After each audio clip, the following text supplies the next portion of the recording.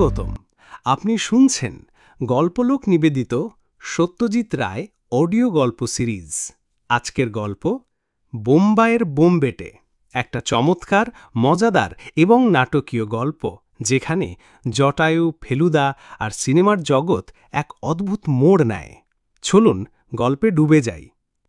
লালমোহন গাঙ্গুলি ওরফে জটায়ুর হাতে মিষ্টির বাক্স দেখে বেশ অবাক হলাম।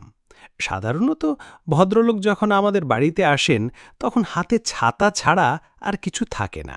নতুন বই বেরোলে বইয়ের একটা প্যাকেট থাকে অবশ্যই, কিন্তু সে তো বছরে দুবার। আজ একেবারে মির্জাপুর স্ট্রিটের হালের দোকান কুল্লুল মিষ্টান্ন ভাণ্ডারের 25 টাকা দামের সাদা কার্ডবোর্ডের বাক্স, সেটা আবার সোনালি ফিতে দিয়ে বাঁধা। বাক্সের দুপাশে নীল অক্ষরে লেখা কুল্লুলস 5 মিক্সড সুইটমিটস, মানে 5 মিশালি মিষ্টি। বাক্স খুললে দেখা যাবে 5টা খোপ করা আছে, তার এক একটাতে এক এক রকমের মিষ্টি। মাঝেরটায় থাকতেই হবে কুল্লুলের আবিষ্কার ডায়মন্ডা, অর্থাৎ হীরের মতো পলকাটা রূপর তবক দেওয়া রস ভরা কড়াপাকের সন্দেশ। এমন বাক্স লালমোহন বাবুর হাতে কেন, আর ওর মুখে এমন কেল্লাফতে হাসি হাসি ভাবিবা কেন? ভদ্রলোক ঘরে ঢুকে টেবিলে বাক্স রেখে চেয়ারে বসতেই ফেলুদা বলল, বোম্বার সুখবরটা বুঝি আজই পেলেন? প্রশ্নটা শুনে অবাক হলেও তার মুখ থেকে হাসিটা গেল না, কেবল ভুরু দুটো ওপরে উঠল। কি করে বুঝলেন? সাইরেন বাজার 1 ঘন্টা পরে যখন দেখছি আপনার ঘড়ি বলছে 3:15, তার মানে টাটকা আনন্দের আতিশয্যে ঘড়িটা পরার সময় আর ওটার দিকে চাইতেই পারেননি। স্প্রিং গেছে না দম গেছে? লালমোহনবাবু তার নীল র্যাপারের খসে পড়া দিকটা রোম্যানিক কায়দায় বাঁ কাঁধের ওপর ফেলে দিয়ে বললেন, 25 চেয়েছিলুম, তা আজ ভোরে ঘুম ভাঙতেই চাকর এসে টেলিগ্রাম ধরিয়ে দিলে, এই যো। তারপর লালমোহনবাবু পকেট থেকে একটা গোলাপি টেলিগ্রাম বের করে পড়ে শোনালেন, producer willing offer 10 for Bombete, please cable consent. আমি রিপ্লাই পাঠিয়ে দিয়ে এলাম, happily selling Bombete for 10, take blessings. 10,000!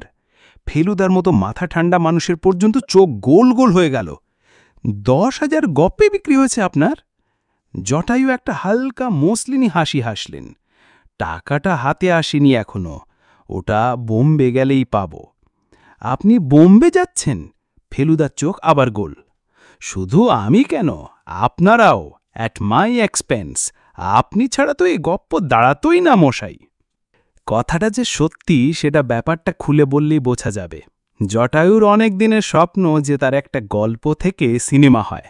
Bangla ছবিতে পয়সা নেই, তাই হিন্দির দিকে ওর ঝোঁক বেশি। এবারে তাই কোমর বেঁধে হিন্দি সিনেমার গল্প লেখা শুরু করেছিলেন। বোম্বের ফিল্ম লাইনে লালমোহনবাবুর একজন চেনা লোক আছে, নাম পুলক ঘোষাল। আগে গড়পানেরই থাকত, লালমোহনবাবুর 2টো বাড়ি পরে। কলকাতার টালিগঞ্জের 3টে ছবিতে সহকারী পরিচালকের কাজ করে রোখের মাথায় বোম্বে গিয়ে হাজির হয়। সেখানে এখন সে নিজেই একজন হিট ডিরেক্টর। 3য় পরিচ্ছেদ অবধি গিয়ে গল্প আর এগোচ্ছে না দেখে জটায়ু ফেলুদার কাছে আসেন। ফেলুদা তখনই লেখাটা পড়ে মন্তব্য করে, মাঝপথে আটকে ভালোই হয়েছে মশাই, আপনার পণ্ডশ্রম হতো, বোম্বাই নিত না। লালমোহনবাবু মাথা চুলকে বললেন, কি হলে নেবে মশাই বলুন তো? আমি তো ভেবেছিলাম খানিকটান কারেন্ট ছবি দেখে নিয়ে তারপর লিখব। 2 দিন কিউয়ে দাঁড়ালাম, একদিন পকেটমার হলো, একদিন 1.25 ঘন্টা দাঁড়িয়ে জানলা অবধি পৌঁছে শুনলাম হাউসফুল। বাইরে টিকিট ব্ল্যাক হচ্ছিল, কিন্তু 12 টাকা খরচ করে শেষ টাইমটা আর কোড়ো পাইরিন খেতে হবে সেই ভয়ে পিছিয়ে গেলুম। শেষে ফেলুদাই একটা ছক কেটে দেবে বলল লালমোহনবাবুর জন্য। বলল, আজকাল ডবল রোলের খুব চল হয়েছে তো জানেন তো? লালমোহনবাবুর ডবল রোল কি সেটাই জানেন না।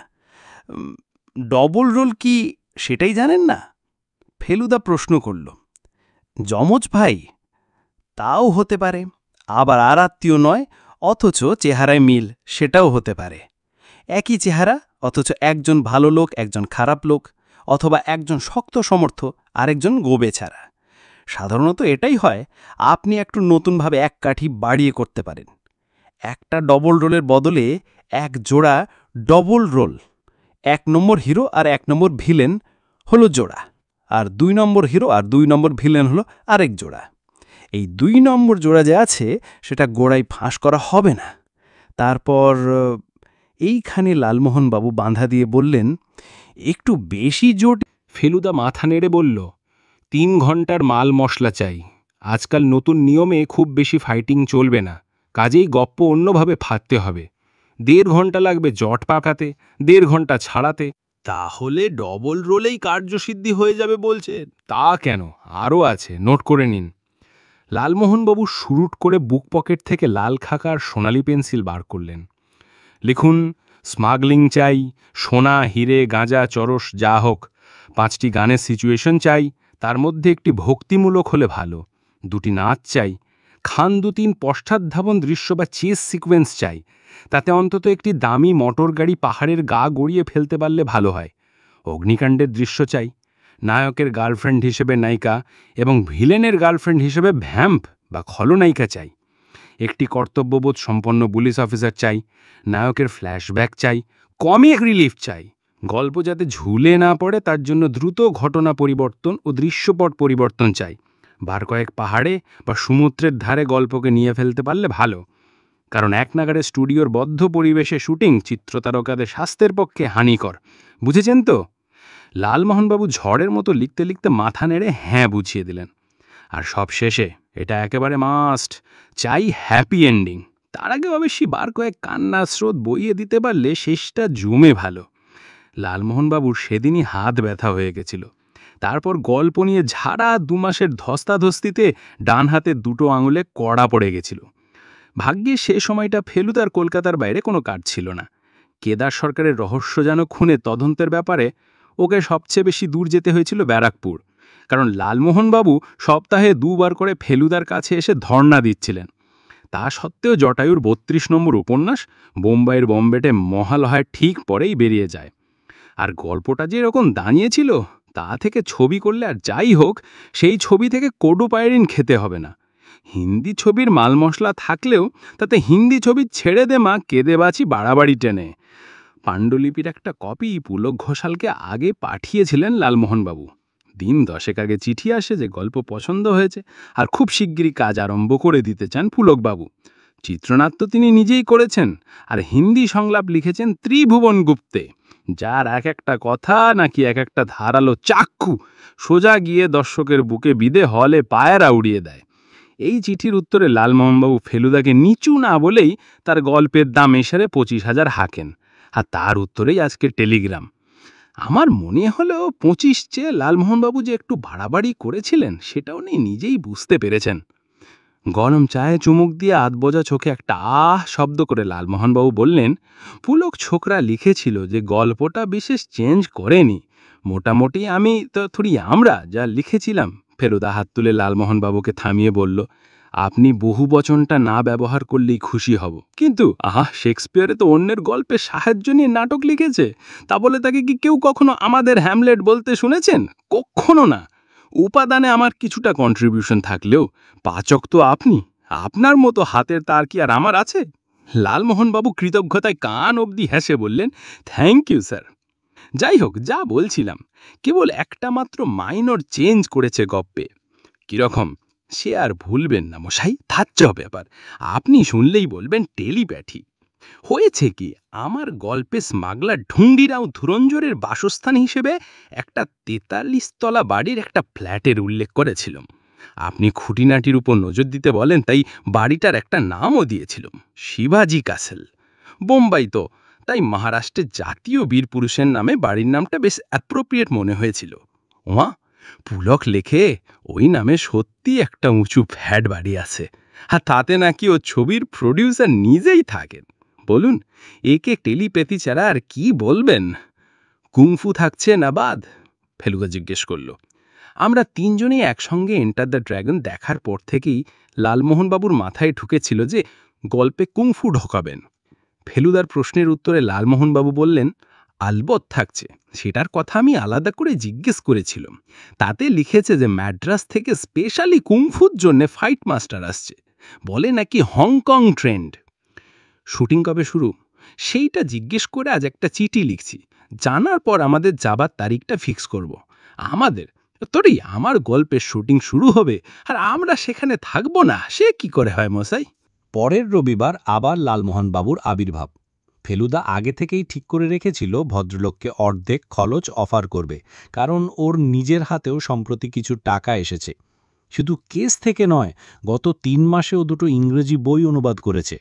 19বিংশ শতাব্দীর 2জন বিখ্যাত পর্যটকের ভ্রমণ কাহিনী দুটোই ছাপা হচ্ছে, আর দুটো থেকেই কিছু আগাম টাকা পেয়েছে ও। এর আগেও অবসর সময় ফেলুদাকে মাঝে মাঝে লিখতে দেখেছি, কিন্তু আদা নুন খেয়েও জিখতে লাগা এই প্রথম। লালমোহনবাবু অবশ্যই ফেলুবার প্রস্তাব এক কথায় উড়িয়ে দিলেন। বললেন, খেপেছেন, লেখার ব্যাপারে আপনি এখন আমার গাইড অ্যান্ড গডফাদার, এটা হলো আপনাকে আমার সামান্য দক্ষিণা। এই বলে পকেট থেকে 2টো প্লেনের টিকিট বার করে টেবিলের উপর রেখে বললেন, মঙ্গলবার সকাল 10:45 ফ্লাইট, 1 ঘন্টা আগে রিপোর্টিং টাইম, আমি সোজা দমদমে গিয়ে আপনাদের জন্য ওয়েট করব। শুটিং আরম্ভ হচ্ছে কবে? বিশুদ্ধমর, একেবারে ক্লাইম্যাক্সের সিন, সেই ট্রেন, মোটর আর ঘোড়ার ব্যাপারটা। এছাড়াও আর একটা খবর দেবার ছিল লালমোহন বাবুর। কাল সন্ধেবেলা আরেক ব্যাপার মশায়, এখানকার এক ফিল্ম প্রডিউসার ধর্মতলায় আপিস আমার পাবলিশারের কাছ থেকে ঠিকানা জোগাড় করে সোজা আমার বাড়িতে গিয়ে হাজির। সেও বোম্বাইয়ের বম্বেটে ছবি করতে চায়, বলে বাংলায় হিন্দি টাইপের ছবি না করলে চলছে না। গপ্প বিক্রি হয়ে গেছে শুনে বেশ হতাশ হলো। বইটা অবশ্যই উনি নিজে পড়েননি, ওনার এক ভাগ্নে পড়ে ওনাকে বলেছে। আমি বোম্বাই না গিয়েই বইটা লিখেছি শুনে বেশ অবাক হলেন। আমি আর ভাঙলাম না যে মারের গাইড টু ইন্ডিয়া আর ফেলু মিত্তিরের গাইডেন্স ছাড়া এ কাজ হতো না। ভদ্রলোক বাঙালি? ইয়েস স্যার, বারেন্দ্র, শ্যান্নাল, কথায় পশ্চিমা টান আছে। বলেন জব্বলপুরের মানুষ, গায়ে উগ্র পারফিউমের গন্ধ, নাক জ্বলে যায় মশায়। পুরুষ মানুষ সেভাবে সেন্ট মার্কেট। এই প্রথম এক্সপিরিয়েন্স করলাম। যাই হোক, আমি চলে যাচ্ছি শোনে একটা ঠিকানা দিয়ে দিলেন। বললেন, কোনো অসুবিধা হলে একে ফোন করতে পারেন, আমার এই বন্ধুটি খুব হেল্পফুল। কলকাতায় ডিসেম্বরে বেশ শীত পড়লেও বোম্বেতে নাকি তেমন ঠান্ডা পড়ে না। আমাদের ছোট 2টো সুটকেসেই সব ম্যানেজ হয়ে গেল। মঙ্গলবার সকালে উঠে দেখি কুয়াশায় রাস্তার ওপারের পল্টুদের বাড়িটা পর্যন্ত ভালো করে দেখা যাচ্ছে না। প্লেন ছাড়বে তো? আশ্চর্য, 9টার মধ্যে সব সাফ হয়ে গিয়ে ঝকঝকের রোদ উঠে গেল। ভিআইপি রোডে এমনিতেই শহরের চেয়ে বেশি কুয়াশা হয়, কিন্তু আজ দেখলাম তেমন কিছু নয়। এয়ারপোর্টে যখন পৌঁছলাম তখন প্লেন ছাড়তে 50 মিনিট বাকি। লালমোহনবাবু আগেই হাজির, এমনকি বোর্ডিং কার্ডও দেখলাম উকি মারছে পকেট থেকে। বললেন, কিছু মনে করবেন না ফেলুবাবু, লম্বা কিউ দেখে ভাবলাম যদি জানলার ধারে সিট না পায়, তাই আগে ভাই সেরে রাখলাম। এই চোরো দেখুন, হয়তো দেখবেন কাছাকাছি সিট পেয়ে গেছেন। আপনার হাতে ওটা কি? কি বই কিনলেন? লালমোহনবাবুর বগলে একটা ব্রাউন কাগজের প্যাকেট দেখে আমার মনে হয়েছিল উনি নিজের বই সঙ্গে নিয়ে যাচ্ছেন ওখানে কাউকে দেবেন বলে। ফেলুদার প্রশ্নের জবাবে ভদ্রলোক বললেন, কিনব কি মশায়, সেই শ্যান্নাল যেদিনার কথা বলেছিলাম সে দিয়ে গেলে মিনিট 10 আগে। উপহার? নো স্যার, মুম্বাই এয়ারপোর্টে লোক এসে নিয়ে যাবে, আমার নাম ধাম দেখা জানিয়ে দিয়েছেন। কোনো এক আত্মীয়ের কাছে যাবে এই বই। তারপর একটু হেসে বললেন, একটা বেশ অ্যাডভেঞ্চারের গন্ধ পাচ্ছেন না? পাওয়া মুশকিল, কারণ ভারত কেমিক্যালসের গুলবাহার সেন্টের গন্ধ আর সব গন্ধকে ম্লান করে দিয়েছে। গন্ধটাও আমি পেয়েছিলাম। শ্যান্নাল মশাই এমনই সেন্ট মাখেন যে তার সুবাসী প্যাকেটে পর্যন্ত লেগে রয়েছে। যা বলেছেন স্যার, হ্যাঁ, সায় দিলেন জটায়ু। তবে অনেক সময় শুনেছি এইভাবে লোকে উল্টাপাল্টা জিনিসও চালান দেয়। সে তো বটেই, বুকিং কাউন্টারে তো নোটিশই লাগানো আছে যে অচেনা লোকের হাত থেকে চালান দেওয়ার জন্য কোনো জিনিস নেওয়াটা বিপজ্জনক। অবশ্যই এই ভদ্রলোককে টেকনিক্যালি ঠিক অচেনা বলা যায় না, আর প্যাকেটটাও যে বইয়ের সেটা সন্দেহ করার কোনো কারণ দেখছি না। প্লেনে 3 জনের পাশাপাশি জায়গা পেলাম না। লালমোহনবাবু আমাদের 3টে সারি পিছনে জানলার ধারে বসলেন। ফ্লাইটে বলবার মতো তেমন কিছু ঘটেনি, কেবল লাউডস্পিকারে ক্যাপ্টেন দত্ত যখন বলছেন আমরা নাগপুরের ওপর দিয়ে যাচ্ছি, তখন পিছন ফিরে দেখি লালমোহনবাবু সিট ছেলে উঠে ব্রেনের ল্যাজের দিকে চলেছেন। শেষটা একজন এয়ার হোস্টেস ওকে থামিয়ে উল্টো দিক দেখিয়ে দিতে ভদ্রলোক আবার সারা পথ হেঁটে সোজা পাইলটের দরজা খুলে ককপিটে ঢুকে তক্ষুনি বেরিয়ে এসে জিপ কেটে বাঁ দিকের দরজা দিয়ে বাথরুমে ঢুকলেন। নিজের সিটে ফেরার পথে আমার উপর ঝুঁকে পড়ে কানে ফিসফিস করে বলে গেলেন, আমার পাশের লোকটিকে এক ঝলক দেখে নাও, হাই দেখার হলে মাথা ঘুরিয়ে দেখে বুঝলাম জটায়ু অ্যাডভেঞ্চারের জন্যে একেবারে হন্যে হয়ে না থাকলে ওরকম নিরীহ নেইথুতনি মানুষটাকে কখনো হাইজ্যাকার ভাবতেন না। সান্টাক্রুজে প্লেন ল্যান্ড করার ঠিক আগেই লালমোহনবাবু ব্যাগ থেকে বইটা বার করে রেখেছিলেন। ডোমেস্টিক লাউঞ্জে ঢুকে আমরা তিনজনেই এদিক ওদিক দেখছি, এমন সময় মিস্টার গাঙ্গুলি শুনে ডাইনে ঘুরে দেখি গাঢ় লাল রঙের টেরিলিনের শার্ট পরা একজন লোক মাদ্রাজি টাইপের এক ভদ্রলোককে প্রশ্নটা করে তার দিকে অত্যন্ত আগ্রহের সঙ্গে চেয়ে আছে। ভদ্রলোক একটু যেন বিরক্তভাবেই মাথা নেড়ে না বলে লোকটাকে পাশ কাটিয়ে চলে গেলেন। আর লালমোহনবাবুও বই হাতে লাল শার্টের দিকে এগিয়ে গেলেন। I am mister Ganguly and this is from mister Sanyal, এক নিঃশ্বাসে বলে ফেললেন জটায়ু। লাল শার্ট বইটা নিয়ে ঘাড় বেঁকিয়ে ধন্যবাদ জানিয়ে চলে গেলেন, আর লালমোহনবাবুও কর্তব্য সেরে নিশ্চিন্তে হাত ঝাড়লেন। আমাদের মাল বেরোতে লাগলো আধ ঘণ্টা। এখন 1:20 শহরে পৌঁছাতে পৌঁছাতে হয়ে যাবে প্রায় 2। পুলক ঘোষাল গাড়ির নম্বরটা জানিয়ে দিয়েছিলেন আগেই, দেখলাম সেটা একটা গেরুয়া রঙের স্ট্যান্ডার্ড। ড্রাইভারটি বেশ শৌখিন ও ফিটফাট, হিন্দি ছাড়া ইংরাজিটাও মোটামুটি জানে। কলকাতার 3 জন অচেনা লোকের জন্য ভাড়া খাটতে হচ্ছে বলে কোনো রকম বিরক্তির ভাব দেখলাম না, বরং লালমোহনবাবুকে যেরকম একটা সেলাম ঠুকল তাতে মনে হলো কাজটা পেয়ে সে কৃতার্থ। ড্রাইভারই খবর দিল যে শহরের ভিতরেই শাবিমার হোটেলে আমাদের থাকার বন্দোবস্ত হয়েছে, আর পুলকবাবু বিকেল 5:30টার সময় হোটেলে এসে আমাদের সঙ্গে দেখা করবেন। গাড়ি আমাদের জন্য রাখা থাকবে, আমরা যখন খুশি যেখানে ইচ্ছা যেতে পারি। ফেলুদা অবশ্যই এখানে আসবার আগে ওর অভ্যাস মতো বম্বে সম্বন্ধে পড়াশোনা করে নিয়েছে। ও বলে কোনো নতুন জায়গায় আসার আগে এই জিনিসটা করে না নিলে সে জায়গা দূরেই থেকে যায়। মানুষের যেমন একটা পরিচয় তার নামে, একটা চেহারায়, একটা চরিত্রে, আর একটা তার অতীত ইতিহাসে, ঠিক তেমনই নাকি শহরেরও। বম্বে শহরের চেহারা আর চরিত্র এখনো ফেলুদার জানা নেই, তবে এটা জানে যে শালিমার হোটেল হলো ক্যাম্পস কর্নারের কাছে। আমাদের গাড়ি হাইওয়ে দিয়ে গিয়ে একটা বড় রাস্তায় পড়ার সঙ্গে সঙ্গে ফেলুদা ড্রাইভারকে উদ্দেশ্য করে বলল, ও जो टैक्सी है ना, MRP 3538, उसका पीछे पीछे चलना। কি ব্যাপার মশাই? লালমোহনবাবু জিজ্ঞেস করলেন।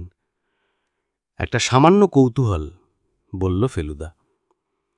আমাদের গাড়ি একটা স্কুটার আর 2 অ্যাম্বাসেডারকে ছাড়িয়ে ফিয়াট ট্যাক্সিটা ঠিক পিছনে এসে পড়ল। এবার ট্যাক্সিটার পিছনের কাঁচ দিয়ে দেখলাম ভিতরে বসা লাল টেরিলিন। একটু যেন বুকটা কেঁপে উঠল। কিছুই হয়নি, কেন ফেলুদা ট্যাক্সিটাকে ধাওয়া করছে তাও জানি না, তবু ব্যাপারটা আমার হিসেবের বাইরে বলেই যেন একটা রহস্য আর অ্যাডভেঞ্চারের ছোঁয়া লাগল। লালমোহনবাবু অবশ্যই আজকাল ধরেই নিয়েছেন যে ফেলুদার সব কাজের মানে জিজ্ঞেস করে সব সময় সঠিক উত্তর পাওয়া যাবে না, যথাসময় আপনার থেকেই সেটা জানা যাবে। আমাদের গাড়ি দিব্যি ট্যাক্সিটাকে চোখে রেখে চলেছে। আমরাও নতুন শহরের রাস্তাঘাট লোকজন দেখতে দেখতে চলেছি। একটা জিনিস বলতেই হবে, হিন্দি ছবির এত বেশি আর এত বড় বড় বিজ্ঞাপন আর কোনো শহরের রাস্তায় দেখিনি। লালমোহনবাবু কিছুক্ষণ ধরে ঘাড় ফিরিয়ে ফিরিয়ে সেগুলো দেখে বললেন, সবাইরে নামই তো দেখছি, অথচ কাহিনীকারের নামটা যেন চোখে পড়ছে না। এরা কি গপ্প লেখায় না কাউকে দিয়ে? ফেলুদা বলল, গপ্প লেখক হিসেবে নাম যদি আশা করেন তাহলে বম্বে আপনার জায়গা নয়। এখানে গপ্প লেখা হয় না, গপ্প তৈরি হয়, ম্যানুফ্যাকচার হয়। যেমন বাজারের আর 5টা জিনিস ম্যানুফ্যাকচার হয়। লাক্স সাবান কে তৈরি করেছে তার নাম কি কেউ জানে? কোম্পানির নামটা হয়তো জানে।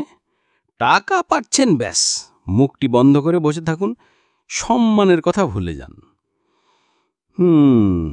লালমোহনবাবু বেশ চিন্তিত হয়ে পড়লেন।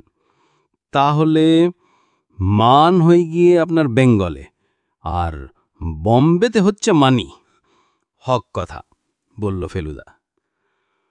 ফেলুদা যে এলাকাটাকে মহালক্ষ্মী বলে বলল, সেটা ছাড়িয়ে কিছু দূর গিয়ে আমাদের মার্কা মারা ট্যাক্সিটা একটা ডান দিকের রাস্তা ধরল। আমাদের ড্রাইভার বলল যে শালিমার হোটেল যেতে হলে আমাদের সোজাই যাওয়া উচিত। ফেলুদা বলল, আপ দায়া চালিয়ে। ডান দিকে ঘুরে মিনিট দুয়েক যেতেই দেখলাম ট্যাক্সিটা বাঁ দিকে একটা গেটের ভিতর ঢুকে গেল। ফেলুদার নির্দেশে আমাদের গাড়ি গেটের বাইরেই থামল। আমরা তিনজনেই গাড়ি থেকে নামলাম, আর নামার সঙ্গে সঙ্গেই লালমোহনবাবু হিক করে একটা অদ্ভুত শব্দ করলেন। কারণটা পরিষ্কার, আমরা একটা বিরাট ঢ্যাঙা বাড়ির সামনে দাঁড়িয়েছি। তার 3 তলার হাইটে বড় বড় উঁচু উঁচু কালো অক্ষরে ইংরাজিতে লেখা শিবাজি কাসল। নামটা দেখে আমার এত অবাক লাগলো যে কিছুক্ষণ কোনো কথাই বলতে পারলাম না। এ যে টেলিপ্যাথি ঠাকুরদাদা, বললেন ফেলুদা লালমোহনবাবু। দেখলাম ও শুধু বাড়িটাই দেখছে না, তার আশপাশটাও দেখছে। বাঁ দিকে পরপর অনেকগুলা বাড়ি, তার কোনোটাই 20 তলার কম না। ডান দিকের বাড়িগুলো নিচু আর পুরনো, আর সেগুলোর ফাঁক দিয়ে পিছনে সমুদ্র দেখা যাচ্ছে। ড্রাইভার একটু যেন অবাক হয়েই আমাদের হাবভাব লক্ষ্য করছিল। ফেলুদা তাকে অপেক্ষা করতে বলে সোজা গেটের ভিতর দিয়ে ঢোকে গেল। আমি আর লালমোহনবাবু বোকার মতো দাঁড়িয়ে রইলাম। মিনিট 3 পরেই ফেলুদা বেরিয়ে এলো। চলিয়ে শালিমার হোটেল। আমরা আবার রওনা দিলাম। ফেলুদা একটা সিগারেট ধরিয়ে বলল, খুব সম্ভবত 17 ফ্লোরে, অর্থাৎ 18 তলায় গেছে আপনার বইয়ের প্যাকেট।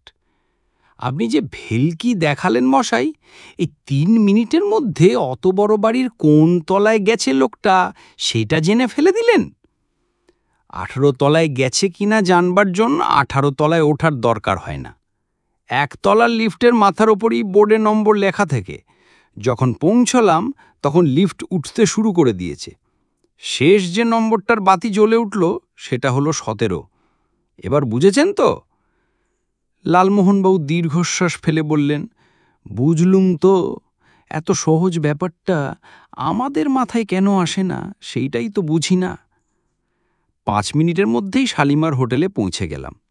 ফেলুদার আমার জন্য 5 তলায় একটা ডাবল রুম, আর লালমোহনবাবুর জন্য ওই একই তলায় আমাদের উল্টো দিকে একটা সিঙ্গেল। আমাদের ঘরটা রাস্তার দিকে, জানালা দিয়ে নিচে চাইলেই অবিরাম গাড়ির স্রোত, আর সামনের দিকে চাইলে দুটো ঢ্যাঙ্গা বাড়ির ফাঁক দিয়ে দূরে সমুদ্র। বোম্বে যে একটা গমগমে শহর সেটাই ঘরে বসেই বেশ বোঝা যায়। খিদে পেয়েছিল প্রচণ্ড। হাত মুখ ধুয়ে 3 জনে গেলাম হোটেলেরই দোতলায় গুলমার্গ রেস্টুরেন্টে। লালমোহনবাবুর ঠোঁটের ডগায় যে প্রশ্নটা এসে আটকে ছিল সেটা খাবারের অর্ডার দিয়েই করে ফেললেন। আপনিও তাহলে অ্যাডভেঞ্চারের গন্ধ পাচ্ছেন ফেলুবাবু? ফেলুদা সরাসরি উত্তর না দিয়ে একটা পাল্টা প্রশ্ন করল। লোকটা আপনার হাত থেকে বইটা নিয়ে কি করল সেটা লক্ষ্য করেছিলেন? কেন, চলে গেল, বললেন লালমোহনবাবু। এই তো, কেবল মোটা জিনিসটাই দেখেছেন, সূক্ষ্ম জিনিসটা চোখে পড়েনি। লোকটা খানিক দূর গিয়েই পকেট থেকে খুচরো পয়সা বার করেছিল। টেলিফোন, আমি বলে উঠলাম। Very good. তো সে? আমার বিশ্বাস লোকটা এয়ারপোর্টের পাবলিক টেলিফোন থেকে শহরে ফোন করে। তারপর আমরা যখন আমাদের মালের জন্য অপেক্ষা করছিলাম তখন লোকটাকে আবার দেখতে পাই। কোথায়? আমরা যেখানে দাঁড়িয়েছিলাম তার ঠিক বাইরেই প্রাইভেট গাড়ি দাঁড়াবার জায়গা। মনে পড়ছে? হ্যাঁ হ্যাঁ হ্যাঁ, আমি বলে উঠলাম। লালমোহনবাবু চুপ। লোকটা একটা নীল অ্যাম্বাসেডারে ওঠে। ড্রাইভার ছিল। 5-7 মিনিট চেষ্টা করেও গাড়ি স্টার্ট নেয় না। লোকটা গাড়ি থেকে নেমে এসে ড্রাইভারের ওপর তম্বি করে। কথা না শুনলেও ভাবভঙ্গিতে সেটা পরিষ্কার বোঝা যাচ্ছিল। তারপর লোকটা গাড়ির আশা ছেড়ে চলে যায় ট্যাক্সি নিতে। এবার লালমোহনবাবু, এক্স্যাক্টলি, তাতে কি বোঝা যায়? লোকটা ব্যস্ত, ব্যতিব্যস্ত, মানে লোকটার তাড়া ছিল। গুড। দৃষ্টি আর মস্তিষ্ক এই দুটোকে সজাগ রাখলে অনেক কিছুই অনুমান করা যায় লালমোহনবাবু। কাজেই আমি যে ট্যাক্সিটাকে ফলো করেছিলাম তার পেছনে একটা কারণ ছিল। কি মনে হচ্ছে বলুন তো আপনার?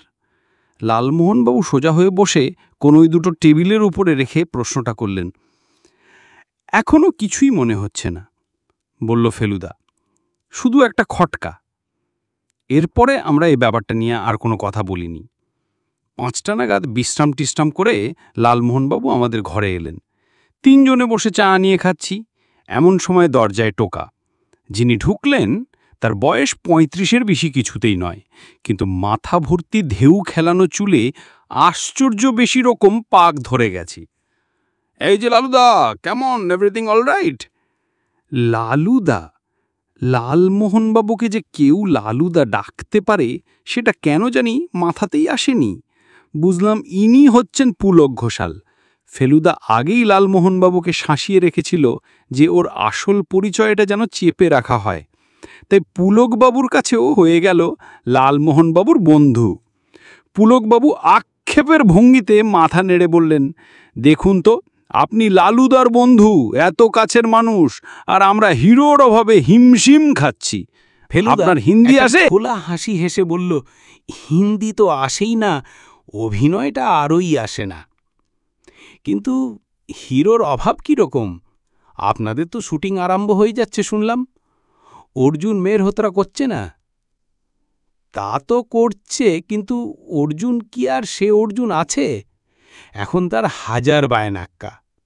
এদের আমি হিরো বলি না মশাই, আসলে এরা চোরা ভিলেন, পর্দায় যাই হন না কেন। নাই দিয়ে দিয়ে এদের মাথাটি খেয়ে ফেলেছে এখানকার প্রডিউসাররা।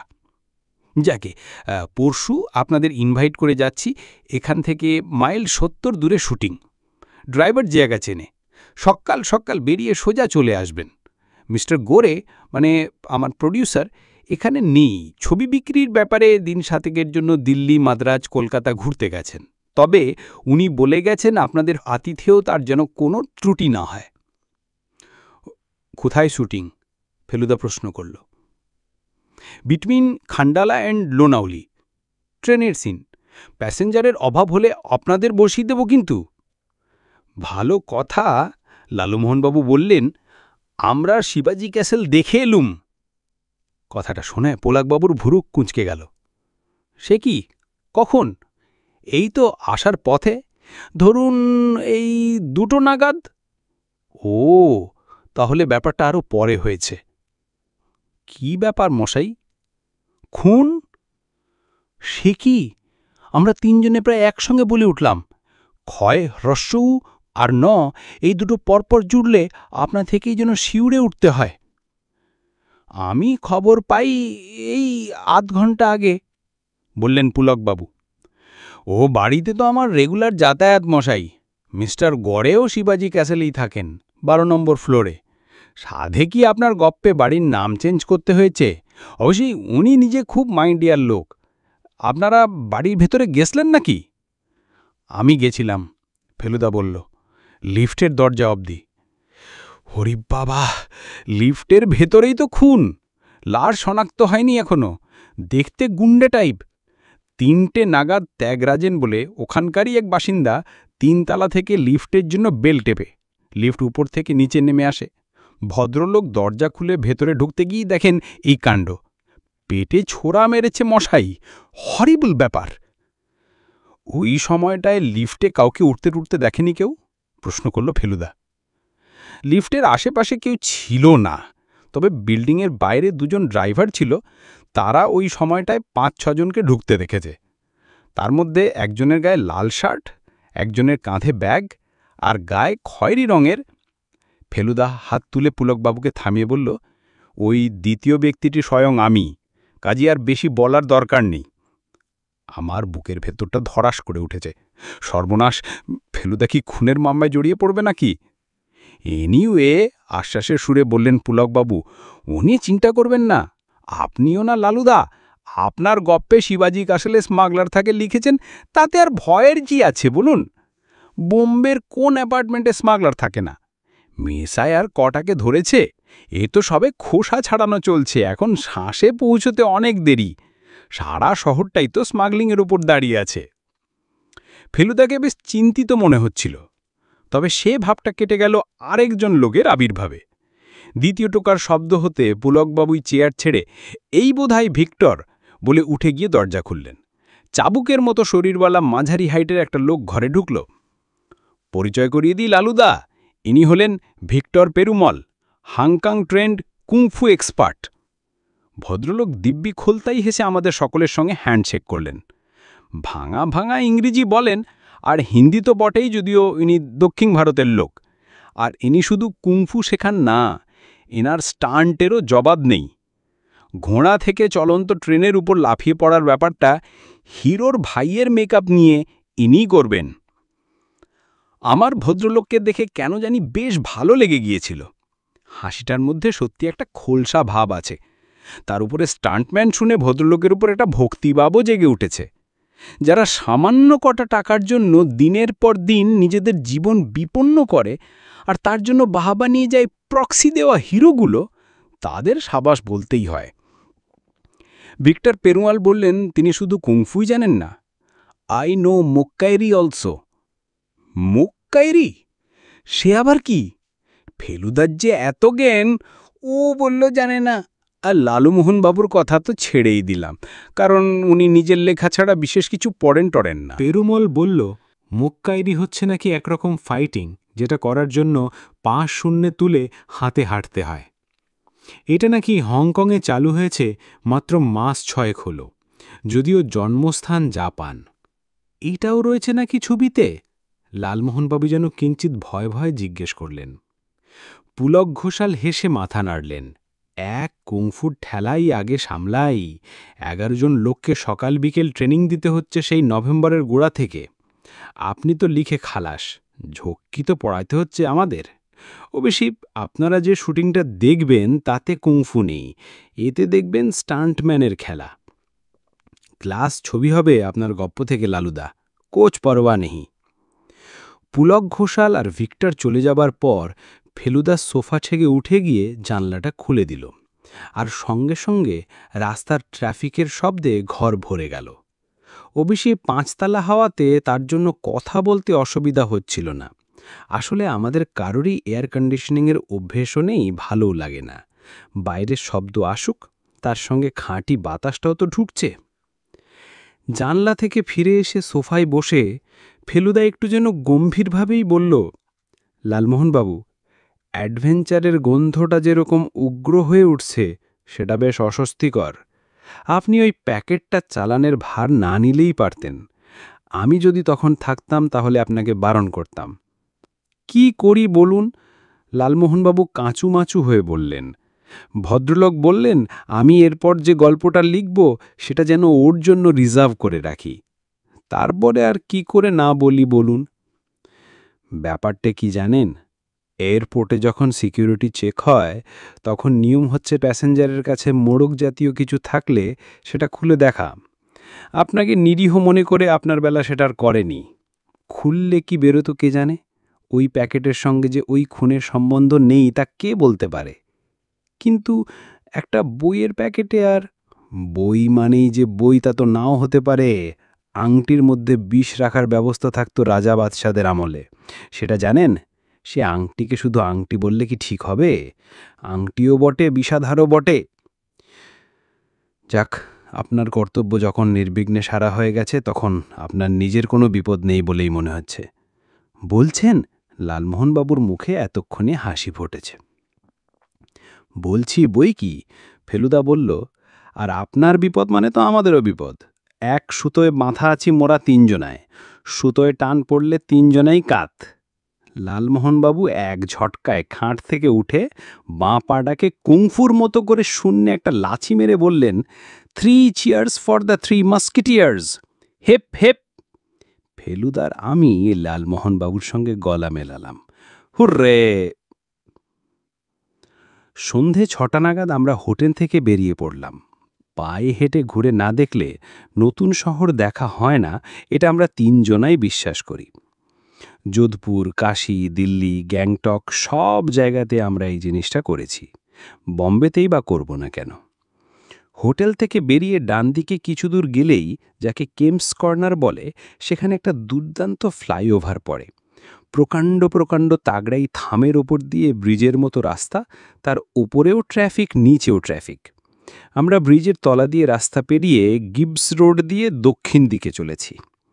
ফেলুদা ডান দিকে দেখিয়ে দিল পাহাড়ের গা দিয়ে হ্যাঙ্গিং গার্ডেন্স যাওয়ার রাস্তা। এই পাহাড়ের নামই মালাবার হিলস। মাইলখানেক এগিয়ে যেতে সামনে সমুদ্র পড়ল। আফিস ফেরত গাড়ির স্রোত এড়িয়ে রাস্তা পেরিয়ে এক কোমর উঁচু পাথরের পাঁচিলের ধারে গিয়ে দাঁড়ালাম। পাঁচিলের পেছন দিকে সমুদ্রের জল এসে আছড়ে আছড়ে পড়ছে। রাস্তাটা বাঁ দিকে দিয়ে সোজা পূবে চলে গিয়ে গোল হয়ে ঘুরে শেষ হয়েছে সেই একেবারে দক্ষিণে, যেখানে আকাশ ছোঁয়া বাড়িগুলো ঝাপসা হয়ে আছে বিকেলের পড়ন্ত রোদে। এই ধমুকের মতো রাস্তাটা নাকি ম্যারিন ড্রাইভ।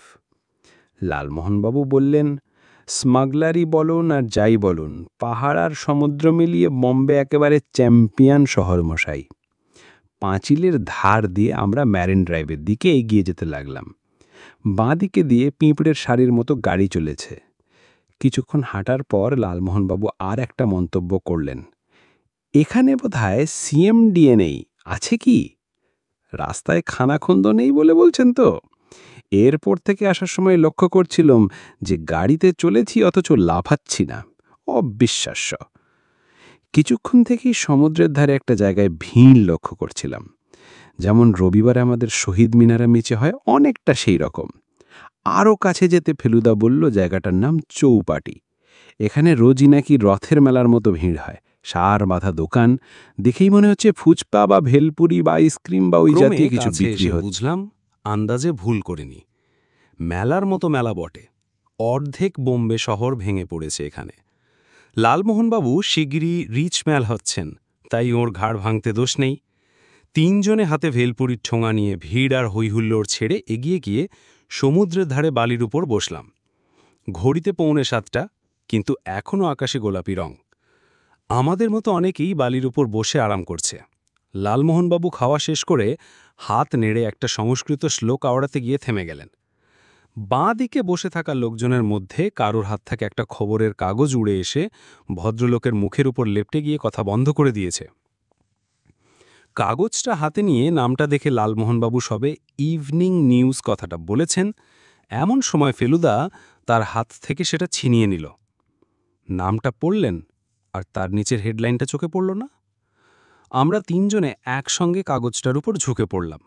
হেডলাইন হচ্ছে মার্ডারস ইন অ্যাপার্টমেন্ট লিফট, আর তার নিচেই যে খুন হয়েছে তার ছবি। যাক, তাহলে আমাদের লাল শার্ট নয়। খবরে বলছে খুনটা হয়েছে 2টো থেকে 2:30টার মধ্যে। খুনি এখনো ধরা পড়েনি, তবে পুলিশ অনুসন্ধান চালাচ্ছে। যে খুন হয়েছে তার নাম মঙ্গলরাম শেঠি। চোরা কারবারিদের সঙ্গে যুক্ত ছিল। বেশ কিছুদিন থেকেই পুলিশ খুঁজছে। লিফটে বেশ ধস্তাধস্তি হয়েছিল, তারও নাকি প্রমাণ পাওয়া গেছে। ক্লুয়ের মধ্যে নাকি এক টুকরো কাগজ পাওয়া গেছে মৃতদেহের পাশে। কাগজে একজনের নাম ছিল। নামটা হচ্ছে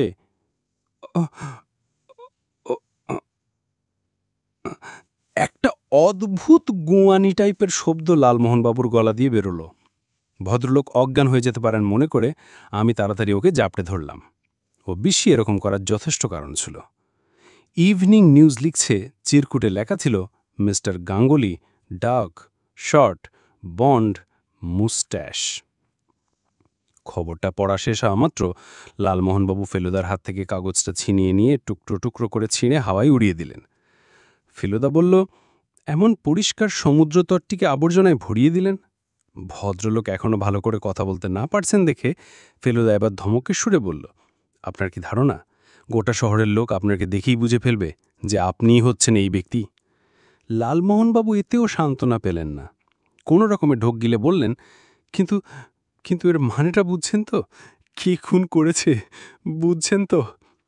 ফেলুদা বেশ কয়েক সেকেন্ড চুপ করে একদৃষ্ট লালমোহনবাবুর দিকে চেয়ে থেকে মাথা নেড়ে বলল, লালুদা, 4 বছর আমার সংস্পর্শ লাভ করেও মাথা ঠান্ডা করে ভাবতে শিখলেন না। কেন কেন লাল শার্ট? লাল শার্ট কি? কাগজটা লাল শার্টেরই হাত থেকে লিফটে পড়েছে সেটা ধরে নিল, তাতে কি প্রমাণ হচ্ছে?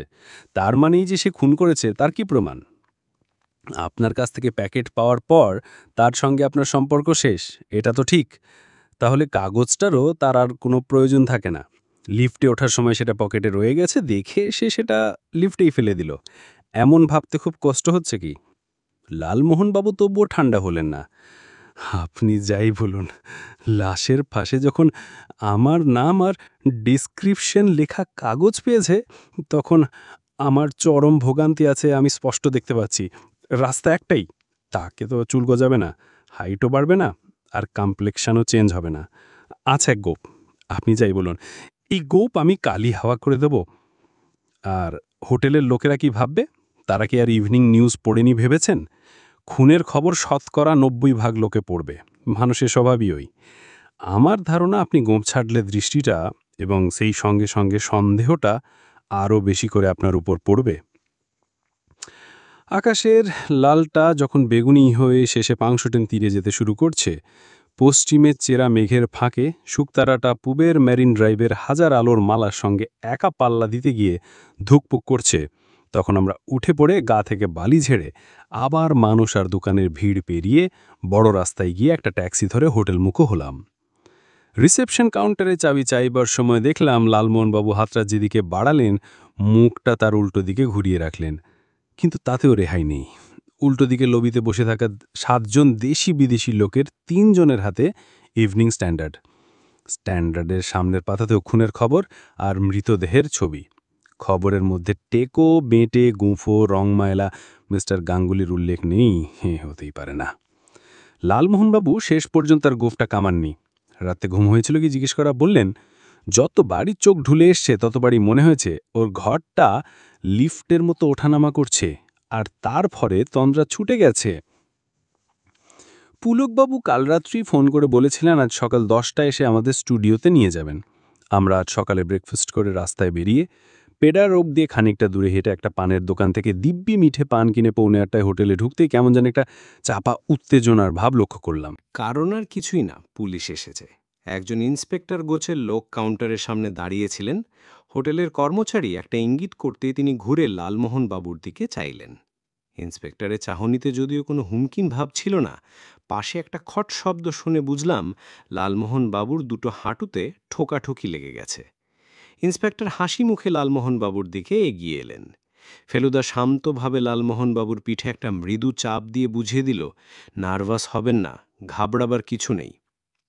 ইন্সপেক্টর পটবর্ধন, সিআইডি থেকে আসছি। আপনি মিস্টার গাঙ্গুলি? হায়েস। এই রে, লালমোহনবাবু ইংরেজি বাংলা গুলিয়ে ফেলেছেন। পটবর্ধন ফেলুদার দিকে চাইলেন, আপনারা? ফেলুদা পকেট থেকে ওর প্রাইভেট ইনভেস্টিগেটর লেখা কার্ডটা বার করে দিল। পটবর্ধন সেটা পড়ে ফেলুদার দিকে একটা জিজ্ঞাসু দৃষ্টি দিলেন। মিস্টার, আপনি কি এলোরার সেই মূর্তি ছুরির? ফেলুদা তার এক পেশে হাসিটা হেসে মাথা নেড়ে হ্যাঁ বলল। Glad to meet you sir, হাত বাড়িয়ে বললেন Patwardhan. You did a very good job there. ফেলুদার বন্ধু বলে লালমোহনবাবুর খাতির বেড়ে গেল ঠিকই, কিন্তু জেরার হাত থেকে তিনি রেহাই পেলেন না।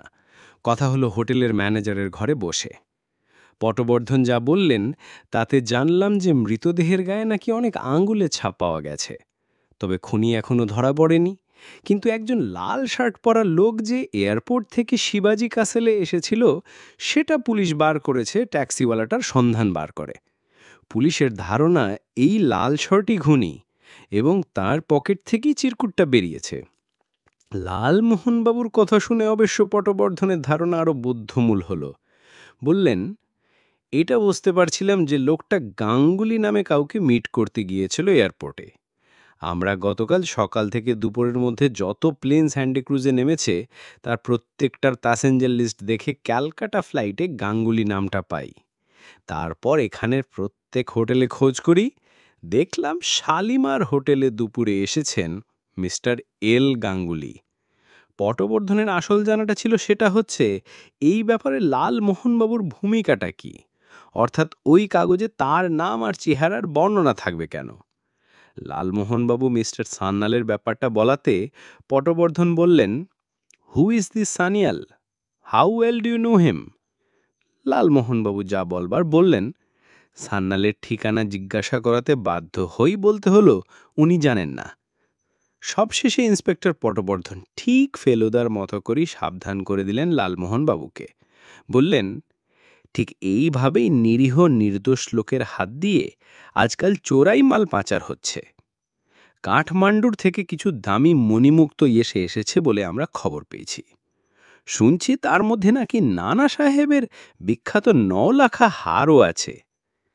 সিপাহী বিদ্রোহের সময় একজন নানা সাহেব ব্রিটিশদের বিরুদ্ধে লড়েছিল বলে ইতিহাসে পড়েছি। পটবর্ধন সেই নানা সাহেবের কথা বলছেন কিনা জানি না। আমার বিশ্বাস এই প্যাকেটটাতেও কোনো চোরাই মাল ছিল, বললেন পটবর্ধন। যে গ্যাং এটা কলকাতা থেকে পাঠিয়েছে তারই বিরুদ্ধ গ্যাংয়ের কেউ শিবাজি কাসেলের আশেপাশে ঘুরঘুর করছিল।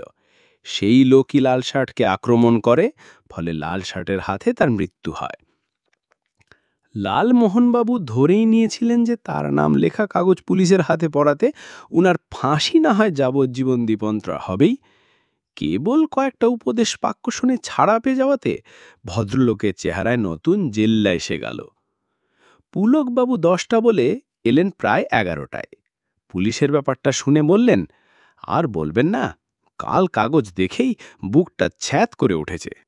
লালুদার সঙ্গে নাম, ডিসক্রিপশন সব মিলে যাচ্ছে, অথচ পুরো ব্যাপারটাই আমার কাছে রহস্য। সান্যালের ঘটনা শুনে বললেন, কোন সান্যাল বলুন তো? ওহি সান্যাল, মাঝারি হাইট, চোখ দুটো একটু বসা, থুতনিতে খাঁজ কাটা। থুতনি তো দেখিনি ভাই, দাড়ি আছে, বোধহয় আগে রাখতেন না। আমি 2 বছর আগের কথা বলছি, একই লোক কিনা জানি না। বম্বেতে ছিল কিছুদিন, ছবিও প্রডিউস করেছিল খান্দো এক, মার খেয়েছিল যদ্দূর মনে পড়ে। লোক কিরকম সে খবর জানি না লালুদা, তবে বদনাম শুনিনি কখনো। তাহলে বোধহয় কাগজের প্যাকেটে কোনো গলমাল নেই। দেখুন লালুদা, আজকাল নেহাত স্মাগলিং টাগলিং হচ্ছে বলে, নইলে আমরাও তো এককালে অনেক অচেনা লোকের হাত থেকে জিনিস নিয়ে এক জায়গা থেকে আরেক জায়গায় পৌঁছে দিয়েছি। কই কোনোদিন তো কোনো গোলমাল হয়নি। যে গাড়িটা কাল ব্যবহার করেছিলাম সেটাতেই আমরা 4 জনে মহালক্ষ্মীর ফেমাস স্টুডিওতে গিয়ে হাজির হলাম। গাড়ি থেকে নামবার সময় পুলকবাবু বললেন, আগামীকালের শুটিংয়ে ট্রেনের ব্যাপারটায় রেল কোম্পানির লোকেদের সঙ্গে ঠকাঠুকি হচ্ছিল। খবরটা পেয়েই প্রডিউসার রাত্রিরের প্লেন ধরে কলকাতা থেকে চলে এসেছেন। চলুন আপনাদের সঙ্গে আলাপ করিয়ে দিচ্ছি। কালকে শুটিংটা হবে তো লালুদা? গলায় আশঙ্কার সুর লালমোহনবাবুর। শুটিংয়ের ফাদার হবে লালুদা, ঘাবড়াইয়ে বার্থ। আমরা একটা টিনের ছাদওয়ালা কারখানার ঘরের মতো বিরাট ঘরে গিয়ে ঢুকলাম। এখানেই শুটিং হয়, আর আজ এখানেই চলেছে কুংফু ট্রেনিং। একটা প্রকাণ্ড গদির উপর ভিক্টর পেরুমালের নির্দেশে একদল লোক লাফাচ্ছে, পা ছুটছে, আছাড় খাচ্ছে। গদি থেকে হাত 10 দূর একটা বেতের চেয়ারে বসে আছেন একজন বছর 45-এর ভদ্রলোক। আলাপ করিয়ে দিই, বললেন পুলকবাবু। ইনি হচ্ছেন আমাদের ছবি প্রযোজক mister Gore, mister Ganguly story writer, mister Mitra, আর তোমার নামটা কি ভাই? তোপেশ রঞ্জন মিত্র। মিস্টার গোড়ের গাল দুটো আপেলের মতো, মাথার ঠিক মাঝখানে একটা চকচকে টাক, আর চোখ দুটো সামান্য কটা। ভুঁড়িটা নিশ্চয়ই ইদানিং হয়েছে, কারণ শখ করে এত টাইট জামা কেউ পরে না। পুলকবাবু আলাপ করিয়ে দিয়ে হাওয়া, কারণ কালকে শুটিংয়ে নাকি অনেক তোড়জোড় আছে। বলে গেলেন, 1:30টায় ফিরছি লালুদা, আমার সঙ্গে লাঞ্চ খাচ্ছেন আপনারা। গোড়ে আমাদের খুব খাতির টাতির করে চেয়ার আনিয়ে বসতে দিলেন।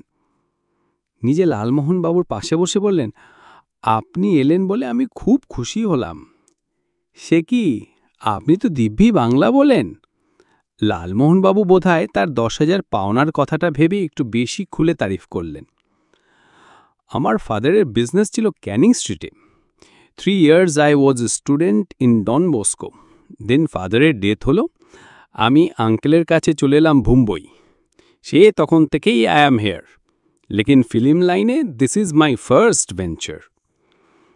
গোড়ে বাংলা জানেন দেখেই বোধহয় লালমোহনবাবু বেশ উৎসাহের সঙ্গে সান্যাল থেকে শুরু করে আজকের পুলিশের জেরা অবধি সব ঘটনা ভদ্রলোকে বলে ফেললেন। তাতে মিস্টার গোড়ে চুকচুক শব্দ করে সহানুভূতি জানিয়ে বললেন, আজকাল কাউকে বিশ্বাস করা যায় না মিস্টার গঙ্গুলি। আপনি এমিনেন্ট রাইটার, আপনার হাতে চোরাই মাল পাচার হবে ভাবতে শরম লাগে। এবার ফেলুদাও ঝোঁক দিল কথায়। আপনি তো শিবাজি কাসলে থাকেন বলে শুনলাম। হ্যাঁ, 2 মাস হলো আছি। Horrible murder. ইভিনিং ফ্লাইটে এসেছি আমি। বাড়ি ফিরেছি রাত 11টায়। At that time also there was a big crowd in the street. High rise building ए खून खराबी होने से बहुत हुज्जत। ये 17th ফ্লোরে কে থাকে জানেন? 17th ভদ্রলোক মনে করতে পারলেন না। আমার চীনা আদমি এক হ্যায় 8th में एनसी मेहता আর 2 में ডক্টর वाजिब कार। My flat is on 12th floor. Feluda আর কোনো প্রশ্ন করল না। মিস্টার গোড়েরও দেখলাম উঠি উঠি ভাব। বললেন, বহুত ঝামেলার প্রোডাকশন, সব সময় কিছু না কিছু কাজ লেগেই থাকে। তাছাড়া কালকে শুটিংটা সত্যি এলাহি ব্যাপার। মাথেরান স্টেশন থেকে ভাড়া করা ট্রেন খান্ডালা আর লোনাওয়ালির মাঝামাঝি লেভেল ক্রসিংয়ে আসবে। মিস্টার গোরে মাথেরানই থাকবেন, কারণ রেল কোম্পানিকে পয়সা কড়ি দেবার ব্যাপার আছে। একটা পুরনো আমলের ফার্স্ট ক্লাস কামরা থাকবে ট্রেনে, সেই কামরায় চেপেই মিস্টার গোরে শুটিংয়ের জায়গায় আসবেন। আমি খুব খুশি হব যদি আপনারা আমার সঙ্গে এসে লাঞ্চ করেন। আপনারা ভেজিটেরিয়ান কি? নো নো নো নো বললেন Lalmohanbabu. What will you have, chicken or mutton? Chicken had yesterday, মাটনই হোক টুমরো। কি বলেন ফেলুবাবু? তথাস্তু বলল ফেলুদা। ফেলুদা মিস্টার গোরের সব কথাই শুনছিল, কিন্তু তারই ফাঁকে ফাঁকে ওর চোখটা যে বারবার কুংফুর দিকে চলে যাচ্ছিল সেটা আমি লক্ষ্য করছিলাম। ভিক্টর পেরুমলের ধৈর্য আর অধ্যাবসায় দেখে সত্যিই অবাক হওয়া যায়। বোঝাই যাচ্ছে ব্যাপারটাকে নিখুঁত না করে সে ছাড়বে না। যারা শিখছে তাদের মধ্যে 2-1 দেখলাম রীতিমতো তৈরি হয়ে গেছে। দেখছিলাম কাজের ফাঁকে ফাঁকে ফেলুদার দিকে দেখছে। ফেলুদার চাহনিতে তারিফের ভাবটা বোধহয় তাকে উৎসাহিত করছিল। গড়ে চয়ে যাবার পর পেরুমল ফেলুদাকে ইশারা করে কাছে আসতে বলল। ফেলুদা হাতের সিগারেটটা ফেলে দিয়ে উঠে এগিয়ে গেল। আইয়ে মিস্টার মিত্রা, ট্রাই কিজিয়ে, ইটস নট সো ডিফিকাল্ট। বাকি যারা ট্রেনিং নিচ্ছিল তারা গদি ছেড়ে সরে গেল। পেরুমল একটা ছোট্ট লাফের সঙ্গে অদ্ভুতভাবে ডান পাটা মাথা অবধি তুলে সোজা সামনের দিকে ছিটকে দিল। পায়ের সামনে কেউ থাকলে নির্ঘাত ধরাশায়ী হতো। ফেলুদা গদির উপর উঠে 5-6 বার ছোট্ট ছোট্ট লাফ দিয়ে শরীরটাকে তৈরি করে নিল। পেরুমল ফেলুদার থেকে হাত 4 দূরে দাঁড়িয়ে বলল, আমার দিকে ছোঁড়ো পা। পেরুমলের জানার কথা নয় যে এন্টার দ্য ড্রাগন দেখার পর থেকে মাস কয়েক ধরে প্রায়ই সকালে ফেলুদা আমাদের বৈঠকখানায় কুংফুর ঢঙে হাত পা ছোঁড়া অভ্যেস করেছে। ফুর্তি ছাড়া এর পিছনে আর কোনো উদ্দেশ্য ছিল না ঠিকই, কিন্তু পা ছোঁড়ার কায়দাটা রপ্ত হয়ে গিয়েছিল। 1 2 3 বলার সঙ্গে সঙ্গে ফেলুদার ডান পাটা হরাইজন্টালভাবে বিদ্যুৎ বেরিয়ে সামনের দিকে ছিটকে গেল, আর সঙ্গে সঙ্গে পেরুমলের শরীরটা পিছনে ছিটকে গিয়ে আছাড় খেল গদির ওপর। যদিও আমি জানি যে ফেলুদার পা তার গায়ে লাগেনি। তারপর এইভাবে 5 মিনিট ধরে চলল ভিক্টর পেরুমল আর প্রদোষ মিত্তিরের কুংফু ডেমনস্ট্রেশন। আমার দৃষ্টি চলে যাচ্ছিল পেরুমলের সাকরেটদের দিকে। 1.5 মাস ধরে লাপছাপ করে যাদের জিভ বেরিয়ে এসেছে। এটা দেখে ভালো লাগলো যে হিংসার চেয়ে প্রশংসার ভাবটাই তাদের মুখে বেশি প্রকাশ পাচ্ছে। 5 মিনিটের শেষে যখন দুজনে হ্যান্ডশেক করে পরস্পরের পিঠ চাপড়াচ্ছে, তখন সকলে হাততালি দিয়ে উঠল। 2টো নাগাদ পুলকবাবু আর সংলাপ লেখক ত্রিভুবন গুপ্তের সঙ্গে আমরা ওয়ার্ল্ডলির কপার চিমনি রেস্টুরেন্টে লাঞ্চ খেতে ঢুকলাম। দেখে মনে হয় তিল ধরার জায়গা নেই, কিন্তু পুলকবাবু আমাদের জন্য একটা টেবিল আগে থেকেই রিজার্ভ করে রেখেছেন। লালমোহনবাবু বললেন, আমাদের ছবির নামটা কি হচ্ছে ভাই পুলক? নামের কথাটা অবশ্যই আমারও অনেকবার মনে হয়েছে, কিন্তু জিজ্ঞেস করার সুযোগটা আসেনি। বোম্বাইয়ের বম্বেটে নাম যে থাকবে না সেটাও আমি আন্দাজ করেছিলাম। আর বলবেন না লালুদা, নাম নিয়ে কি কম উজ্জুত গেছে? যা ভাবি তাই দেখি হয় হয়ে গেছে, না হয় অন্য কোনো পার্টি রেজিস্ট্রি করে বসে আছে। গুপ্তেজিকে জিজ্ঞেস করুন না কত বিনিদ্র রজনী গেছে ওর নাম ভেবে বার করতে। শেষটা 3 দিন আগে যা হয় আর কি, high voltage spark. High voltage spark. ছবির নাম high voltage spark. Low voltage গলার স্বরে জিজ্ঞেস করলেন জটায়ু। পুলকবাবু হো হো করে হেসে চারিদিকে টেবিলের লোকদের মাথা আমাদের দিকে ঘুরিয়ে দিয়ে বললেন, মাথা খারাপ লালুদা, ও নামে ছবি চলে? আমি ইন্সপিরেশনের কথা বলছি। জেট বাহাদুর। হ্যাঁ, জেট বাহাদুর। রাস্তায় হোর্ডিং পড়ে যাবে আপনারা থাকতে থাকতেই। ভেবে দেখুন, আপনার গল্পের এর চেয়ে ভালো নাম আর খুঁজে পাবেন না। অ্যাকশন, স্পিড, থ্রিল, জেট কথার মধ্যে আপনি সব পাবেন, প্লাস বাহাদুর। নাম আর কাস্টিংয়ের জোরেই অল সার্কিট সোল্ড। লালমোহনবাবুর হাসির ভোল্টেজটা যেন বাড়তে গিয়ে কমে গেল। বোধহয় ভাবছেন, শুধুই নাম আর কাস্টিং, তাহলে গল্পের কি তাহলে কোনো দামই নেই? আমার কোনো ছবি আপনারা দেখেছেন লালুদা? বললেন পুলকবাবু। তীরন্দাজটা হচ্ছে লোটাসে। আজ ইভিনিং শোয়ে দেখে আসুন। আমি ম্যানেজারকে বলে দেব 3খানা সার্কেলের টিকিট রেখে দেবে। ভালো ছবি, জুবিলি করেছিল। আমরা পুলকবাবুর কোনো ছবি দেখিনি। লালমোহনবাবুর স্বাভাবিক কারণেই কৌতূহল ছিল, তাই যাব বলেই বলে দিলাম। বোম্বেতে চেনাশোনা না থাকলে সন্ধে কাটানো ভারী মুশকিল। গাড়িটা আমাদের কাছেই থাকবে, তাকে বললেই লোটাসে নিয়ে যাবে। খাবার মাঝখানে রেস্টুরেন্টের একজন লোক পুলকবাবুকে এসে কি জন্য বলল। পুলকবাবুর যে এখানে যাতায়াত আছে সেটা ঢোকার সময় ওয়েটারদের মুখে হাসি দেখে বুঝেছি। হিট ডিরেক্টরের এ শহরে খুব খাতির। পুলকবাবু কথাটা শুনেই লালমোহনবাবুর দিকে ফিরলেন। আপনার টেলিফোন লালুদা? লালমোহনবাবু ভাগ্যিস পোলাওয়ের চামচটা মুখে পড়েননি, তাহলে নির্ঘাত বিষম খেতেন। এ অবস্থায় চমকানোটা কেবল খানিকটা পোলাও চামচ থেকে চিটকে টেলিলের চাদরের ওপর পড়ার ওপর দিয়ে গেল। মিস্টার গোরে ডাকছেন, বললেন পুলকবাবু। হয়তো কিছু গুড নিউজ থাকতে পারে। 2 মিনিটের মধ্যে টেলিফোন ছেড়ে এসে লালমোহনবাবু আবার কাঁটা চামচ হাতে তুলে বললেন, 4টের সময় ভদ্রলোকের বাড়িতে দিতে বললেন, কিছু অর্থপ্রাপ্তি আছে বলে তার মনে মানে হচ্ছে।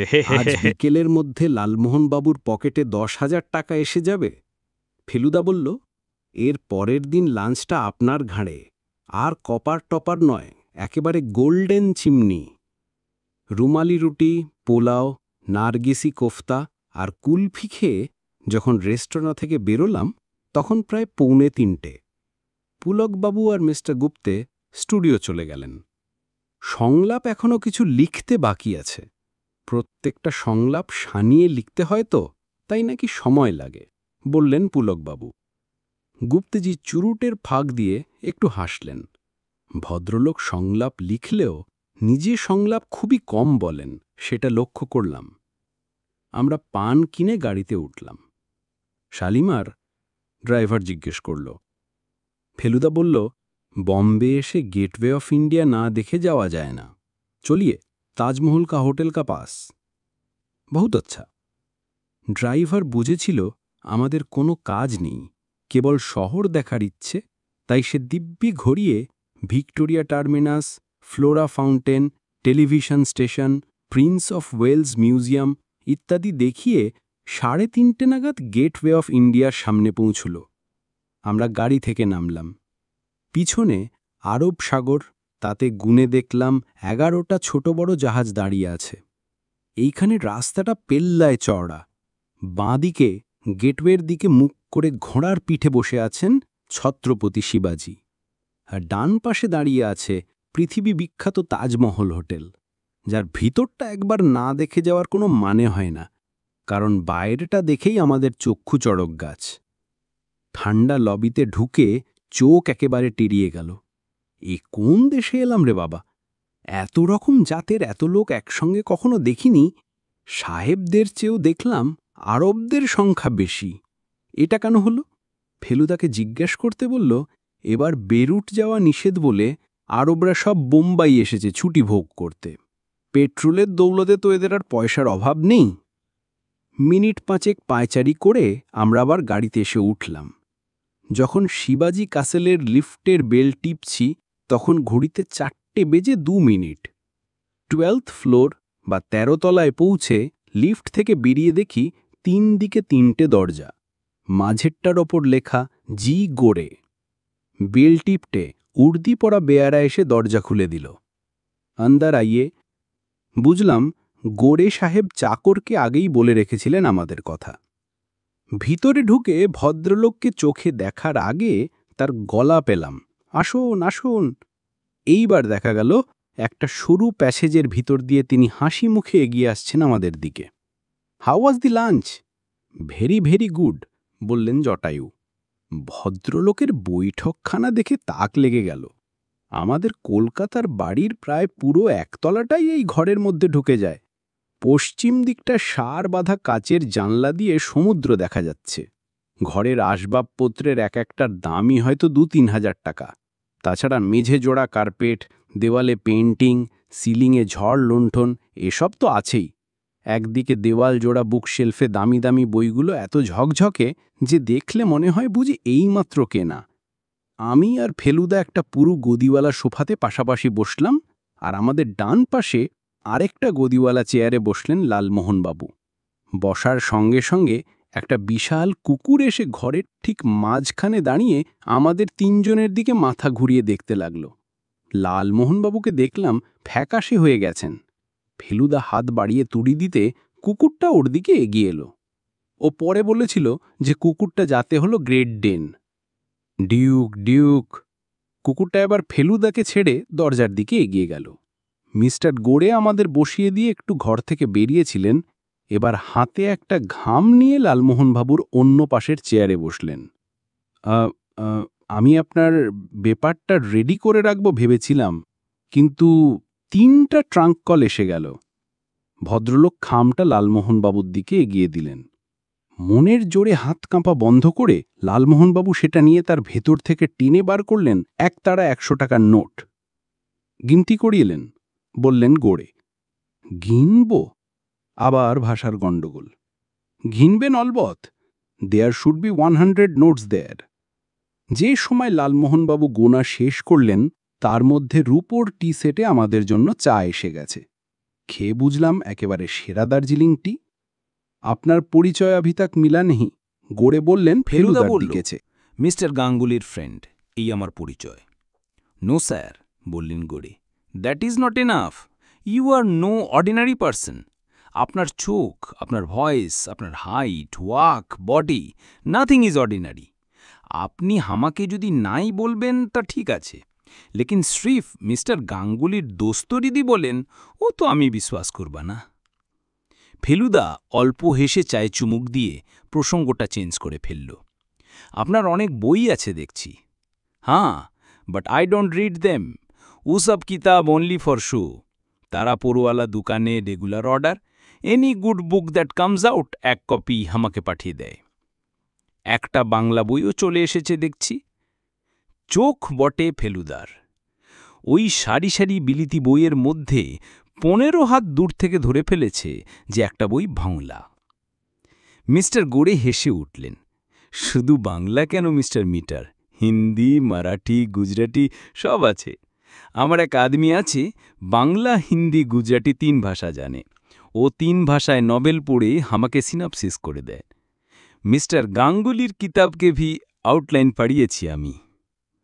You see mister Mitter, film বানালে কে লিয়ে তো। ঘরে টেলিফোন বেজে উঠেছে। মিস্টার গোড়ে উঠে গেলেন। দরজার পাশে একটা তেপায়া টেবিলে রাখা সাদা টেলিফোন। হ্যালো। হ্যাঁ, হোল্ড অন।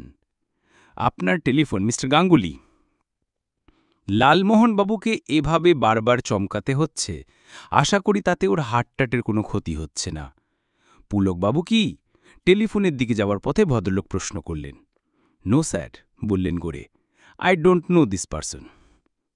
Hello hello.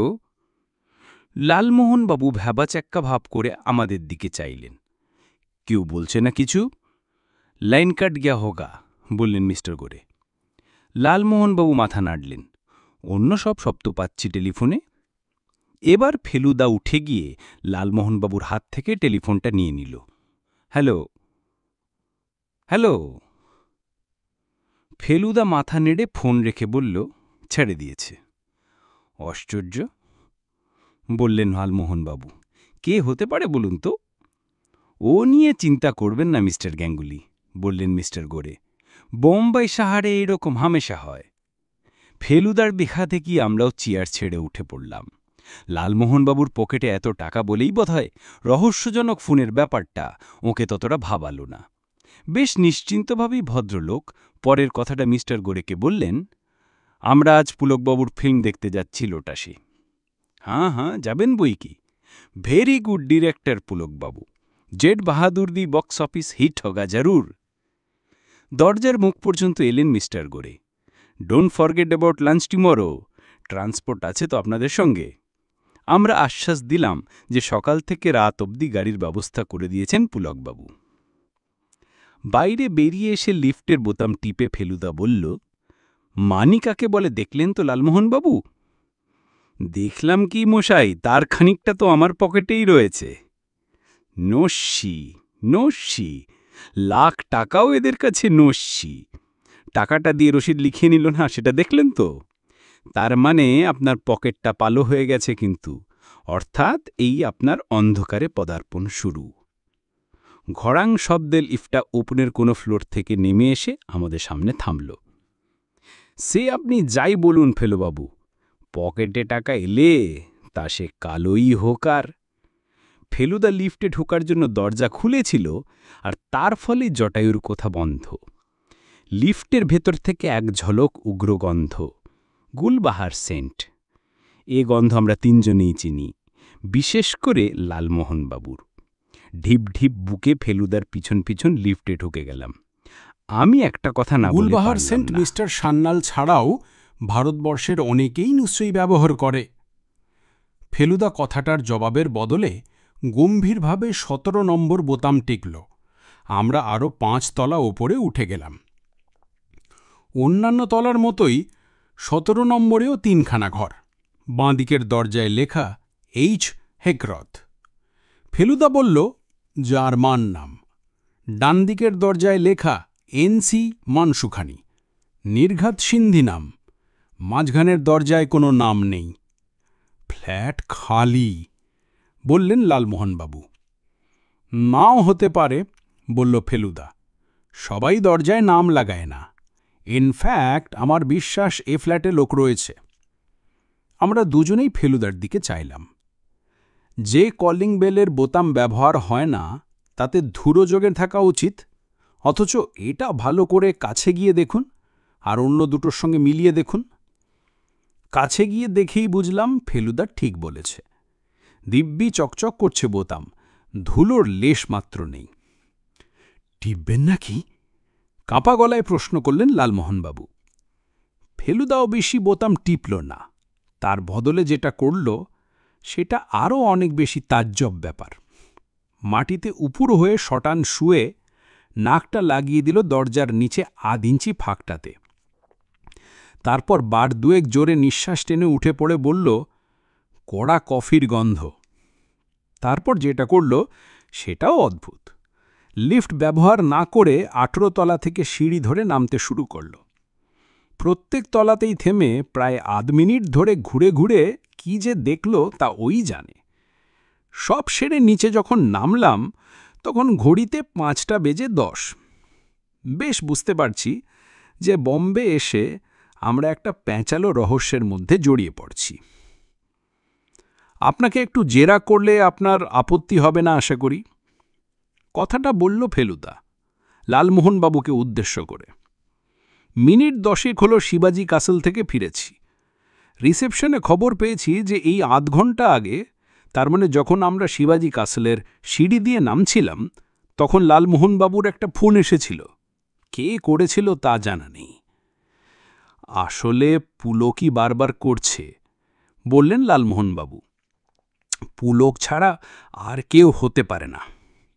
এখন আমাদের ঘরে বসে ফেলুদার প্রশ্নটা শুনে লালমোহনবাবু বললেন, পুলিশের জেরাতে যখন ফ্লাইং কালার্সে বেরিয়ে এলুম তখন আর আপনার জেরায় কি আপত্তি থাকতে পারে?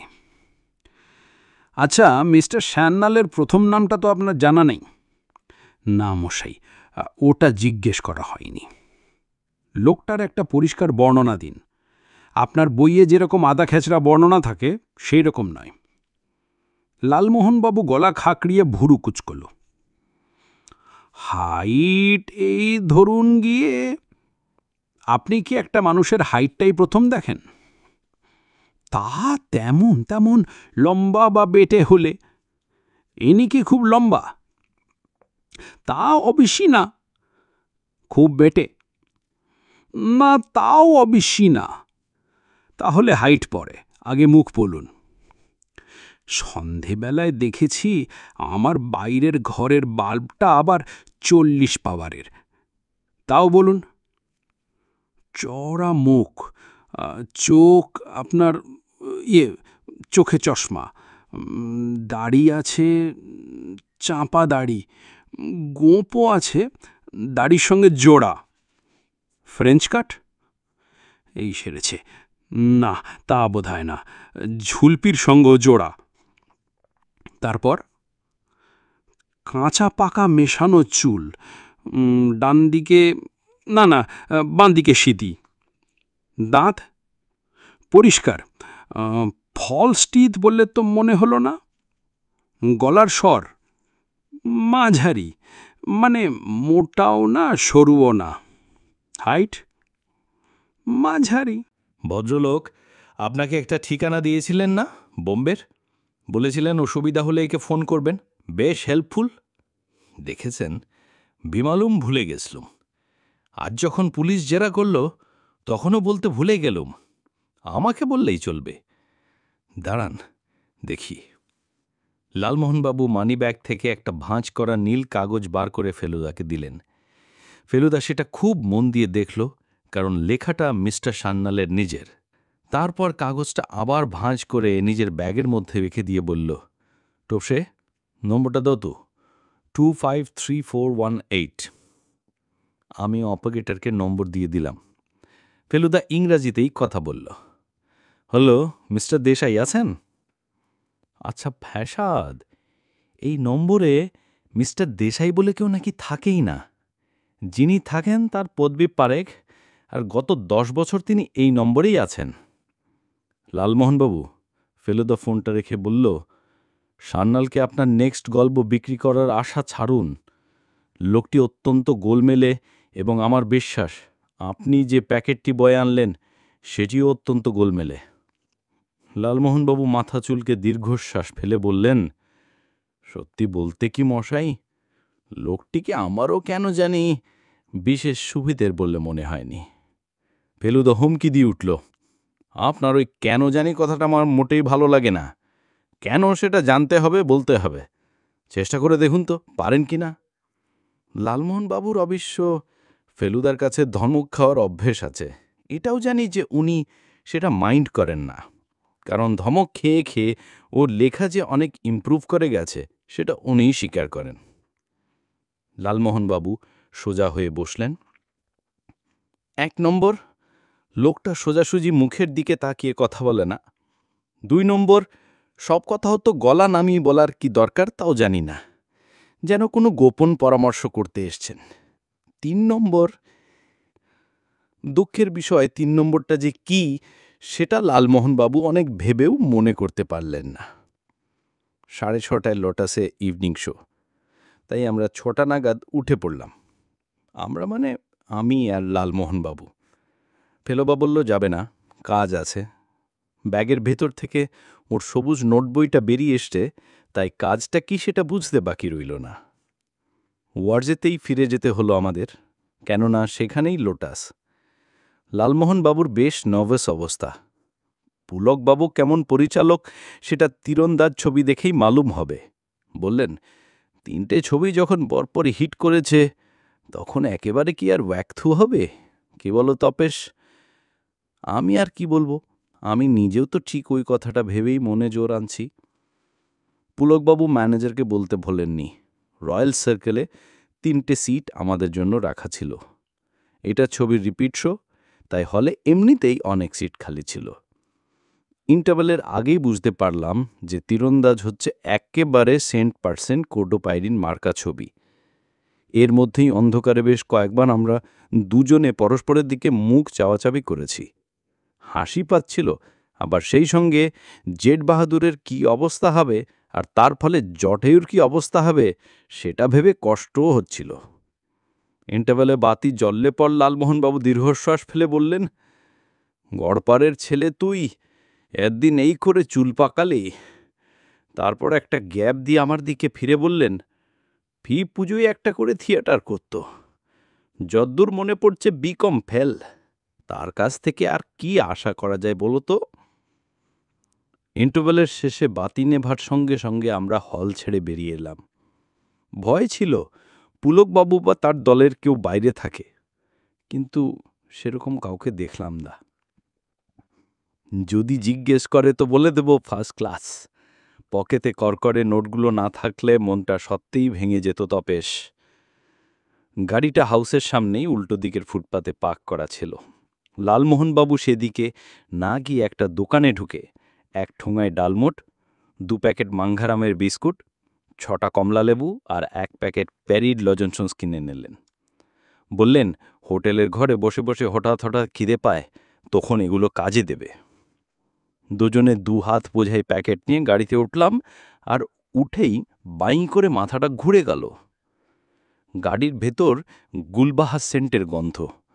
আসার সময় ছিল না, এই 1.5 ঘন্টার মধ্যে হয়েছে। মাথা ঝিমঝিম করছে তপেশ। বললেন লালমোহনবাবু, এ ভূতের উপদ্রব ছাড়া আর কিছু নয়। সান্নাল খুন হয়েছে, আর তার সেন্ট মাখা ভূত আমাদের ঘাড়ে চেপেছে। আমার মনে হলো ঘাড়ে নয় গাড়িতে চেপেছে, কিন্তু সেটা আর বললাম না। ড্রাইভারকে জিজ্ঞেস করাতে সে বলল সে বেশিরভাগ সময় গাড়িতেই ছিল, কেবল মিনিট 5 জন্য কাছেই একটা রেডিও টেলিভিশনের দোকানের সামনে দাঁড়িয়ে ফুল খিলে গুলশান গুলশান দেখেছে। হ্যাঁ, গন্ধ সেও পাচ্ছে বই কি, কিন্তু গাড়ির ভিতরে কি করে এমন গন্ধ হয় সেটা কিছুতেই তার মগজে ঢুকছে না। ব্যাপারটা তার কাছেও একেবারেই আজব। হোটেলে ফিরে এসে কথাটা ফেলুদাকে বলতে ও বলল, রহস্য যখন জাল বিস্তার করে তখন এইভাবেই করে লালমোহনবাবু। এ না হলে জাত রহস্য হয় না, আর তা না হলে ফেলু মিত্তিরের মস্তিষ্ক পুষ্টি হয় না। কিন্তু কিন্তু আমি জানি আপনি কি প্রশ্ন করবেন লালমোহনবাবু। না, কিনারা এখনো হয়নি। এখন শুধু জালের ক্যারেক্টারটা বোঝার চেষ্টা করছি। তুমি বেরিয়েছিলে বলে মনে হচ্ছে। আমি ধাঁ করে একটা গোয়েন্দা মার্কা প্রশ্ন করে বসলাম। সাহস তো তপসে। তবে হোটেল থেকে বেরোয়নি, এটা নিচে রিসেপশনেই দিল। ফেলুদার পাশে একটা ইন্ডিয়ান এয়ারলাইন্সের টাইম টেবিল ছিল, সেইটা দেখেই আমি প্রশ্নটা করেছিলাম। দেখছিলাম কাঠমান্ডু থেকে কটা ফ্লাইট কলকাতায় আসে আর কখন আসে। কাঠমান্ডু বলতেই একটা জিনিস ফেলুদাকে জিজ্ঞেস করার কথা মনে পড়ে গেল। আচ্ছা, ইন্সপেক্টর পটবর্ধন যে নানা সাহেবের কথা বলেছিলেন সেটা কোন নানা সাহেব? ভারতবর্ষের ইতিহাসে একজন নানা সাহেবই বিখ্যাত, যিনি সিপাহী বিদ্রোহে ব্রিটিশদের সঙ্গে লড়েছিলেন। লড়েও ছিলেন, আবার তাদের কাছ থেকে আত্মরক্ষার জন্য দেশ ছেড়ে পালিয়েও ছিলেন। হাজির হয়েছিলেন কি একেবারে কাঠমান্ডু। সঙ্গে ছিল মহামূল্য ধনরত্ন, ইনক্লুডিং হিরে আর মুক্তোয় গাঁথা একটি হার যার নাম 9 লাখা। সেই হার শেষ পর্যন্ত চলে যায় নেপালের জং বাহাদুরের কাছে। তার পরিবর্তে জং বাহাদুর 2টি গ্রাম দিয়েছিলেন নানা সাহেবের স্ত্রী কাশীবাইকে। এই হার কি নেপাল থেকে চুরি হয়ে গেছে নাকি?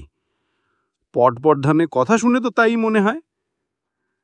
আমি কি ওই হাড়ি পাচার করে বসলাম নাকি মশাই? তারও সরে চেয়েছিল প্রশ্নটা করলেন। ফেলুদা বলল, ভেবে দেখুন, ইতিহাসের হীরের অক্ষরে লেখা থাকবে আপনার নাম। কিন্তু কিন্তু সে তো তাহলে যথাস্থানে পৌঁছে গেছে। সে জিনিস দেশ থেকে বাইরে যায় কি না যায় সে তো দেখবে পুলিশ। আপনি কি নিয়ে তো ভাবছেন? আপনি নিজেই কি এসব স্মাগলারদের? ঠিক এই সময় যেন টেলিফোনটা বেজে উঠল, আর লালমোহনবাবুর দিকেই ছিল বলে উনি তুলে নিলেন। হ্যালো, হ্যাঁ মিং, ইয়েস স্পিকিং। লালমোহনবাবুরই ফোন। বোধহয় পুলকবাবু। না, পুলকবাবু না, পুলকবাবু এমন কিছু বলতে পারেন না যাতে লালমোহনবাবুর মুখ অতটা হাঁ হয়ে যাবে আর টেলিফোনটা কাঁপতে কাঁপতে কান থেকে পিছিয়ে আসবে। ফেলুদা ভদ্রলোকের হাত থেকে ফোনটা নিয়ে একবার কানে দিয়ে বোধহয় কিছু না শুনতে পেয়েই সেটাকে যথাস্থানে রেখে প্রশ্ন করল, স্যান্নাল কি? মাথা নেড়ে হ্যাঁ বলতেও যেন কষ্ট হলো ভদ্রলোকের। বুঝলাম মাসেলগুলো ঠিকভাবে কাজ করছে না। কি বলল আবার ফেলুদা? বলল বলল মুখ খুললে পেট ফাঁক করে দেবে। যাক, ভালো কথা। হ্যাঁ, বোকার মতো ফ্যাল ফ্যাল করে ফেলুদার দিকে চাইলেন লালমোহনবাবু। আমার কাছে ওই অবস্থায় ফেলুদার হাঁপ ছাড়াটা বেহারা বলে মনে হচ্ছিল। ফেলুদা বলল, শুধু গুলবাহারের গন্ধে হচ্ছিল না, ক্লু হিসাবে ওটা বড্ড পলকা। এমনকি লোকটা সত্যি করে বম্বে এসেছে না অন্য কেউ সেন্টটা ব্যবহার করছে সেটাও বোঝা যাচ্ছিল না। এখন অন্তত শিওর হওয়া গেল। কিন্তু আমার পিছনে লাগা কেন? মরিয়া হয়ে প্রশ্নটা করলেন লালমোহনবাবু। সেটা জানলে তো বাজিমাত হয়ে যেত লালমোহনবাবু। সেটা জানার জন্য একটু ধৈর্য ধরতে হবে। ডিনারে লালমোহনবাবু বিশেষ সুবিধে করতে পারলেন না, কারণ ওনার নাকি একদম খিদে নেই। ফেলুদা বলল, তাতে কিছু এসে যাবে না, কারণ দুপুরে কপার চিমনিতে পেট পুজোটা ভালোই হয়েছে। সত্যি বলতে কি, আমাদের মধ্যে লালমোহনবাবুই সবচেয়ে বেশি খেয়েছিলেন। খাবার পর গতকাল তিনজনেই বেরিয়ে গিয়ে পান কিনেছিলাম। আজ লালমোহনবাবু কিছুতেই বেরোতে চাইলেন না। বললেন, ওই ভিড়ের মধ্যে কে যাচ্ছে মশাই? স্যান্নালের লোক নিঘাত হোটেল ওয়াচ করছে, বেরোলেই চাক্কু। ফেলুদাই বেরোলো। লালমোহনবাবু আমাদের ঘরে আমার সঙ্গে বসে রইলেন আর বারবার খালি বলতে লাগলেন, কি কুক্ষণেই বইয়ের প্যাকেটটা নিয়েছিলাম। ক্রমে বর্তমান সংকটের মূল কারণ খুঁজতে খুঁজতে কি কুক্ষণেই হিন্দি ছবির জন্য গল্প লিখেছিলাম, আর সবশেষে কি কুক্ষণেই রহস্য উপন্যাস লিখতে শুরু করেছিলাম পর্যন্ত চলে গেলেন। আপনার একা শুতে ভয় করবে না তো? ফেলুদা পান বিলি করে জিজ্ঞেস করল। লালমোহনবাবু কোনো উচ্চবাচ্য করছেন না দেখে ফেলুদা আশ্বাস দিয়ে বলল, আমাদের ঘর থেকে বেরিয়েই প্যাসেজের ধারে একটা ছোট্ট ঘর আছে, দেখেছেন তো? ওখানে সবসময় বেয়ারা থাকে। হোটেলে সারা রাত কেউ না কেউ জেগে থাকে। এ তো আর শিবাজি ক্যাসল না।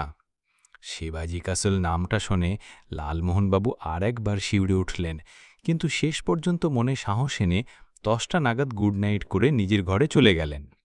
সারাদিন বোম্বে চষে বেড়ানোর চেয়েও পুলকবাবুর ছবির অর্ধেক দেখে অনেক বেশি কাহিল লাগছিল, তাই জটায়ু চলে যাবার মিনিট 10 মধ্যেই শুয়ে পড়লাম। ফেলুদা যখন শোবে না সেটা জানি।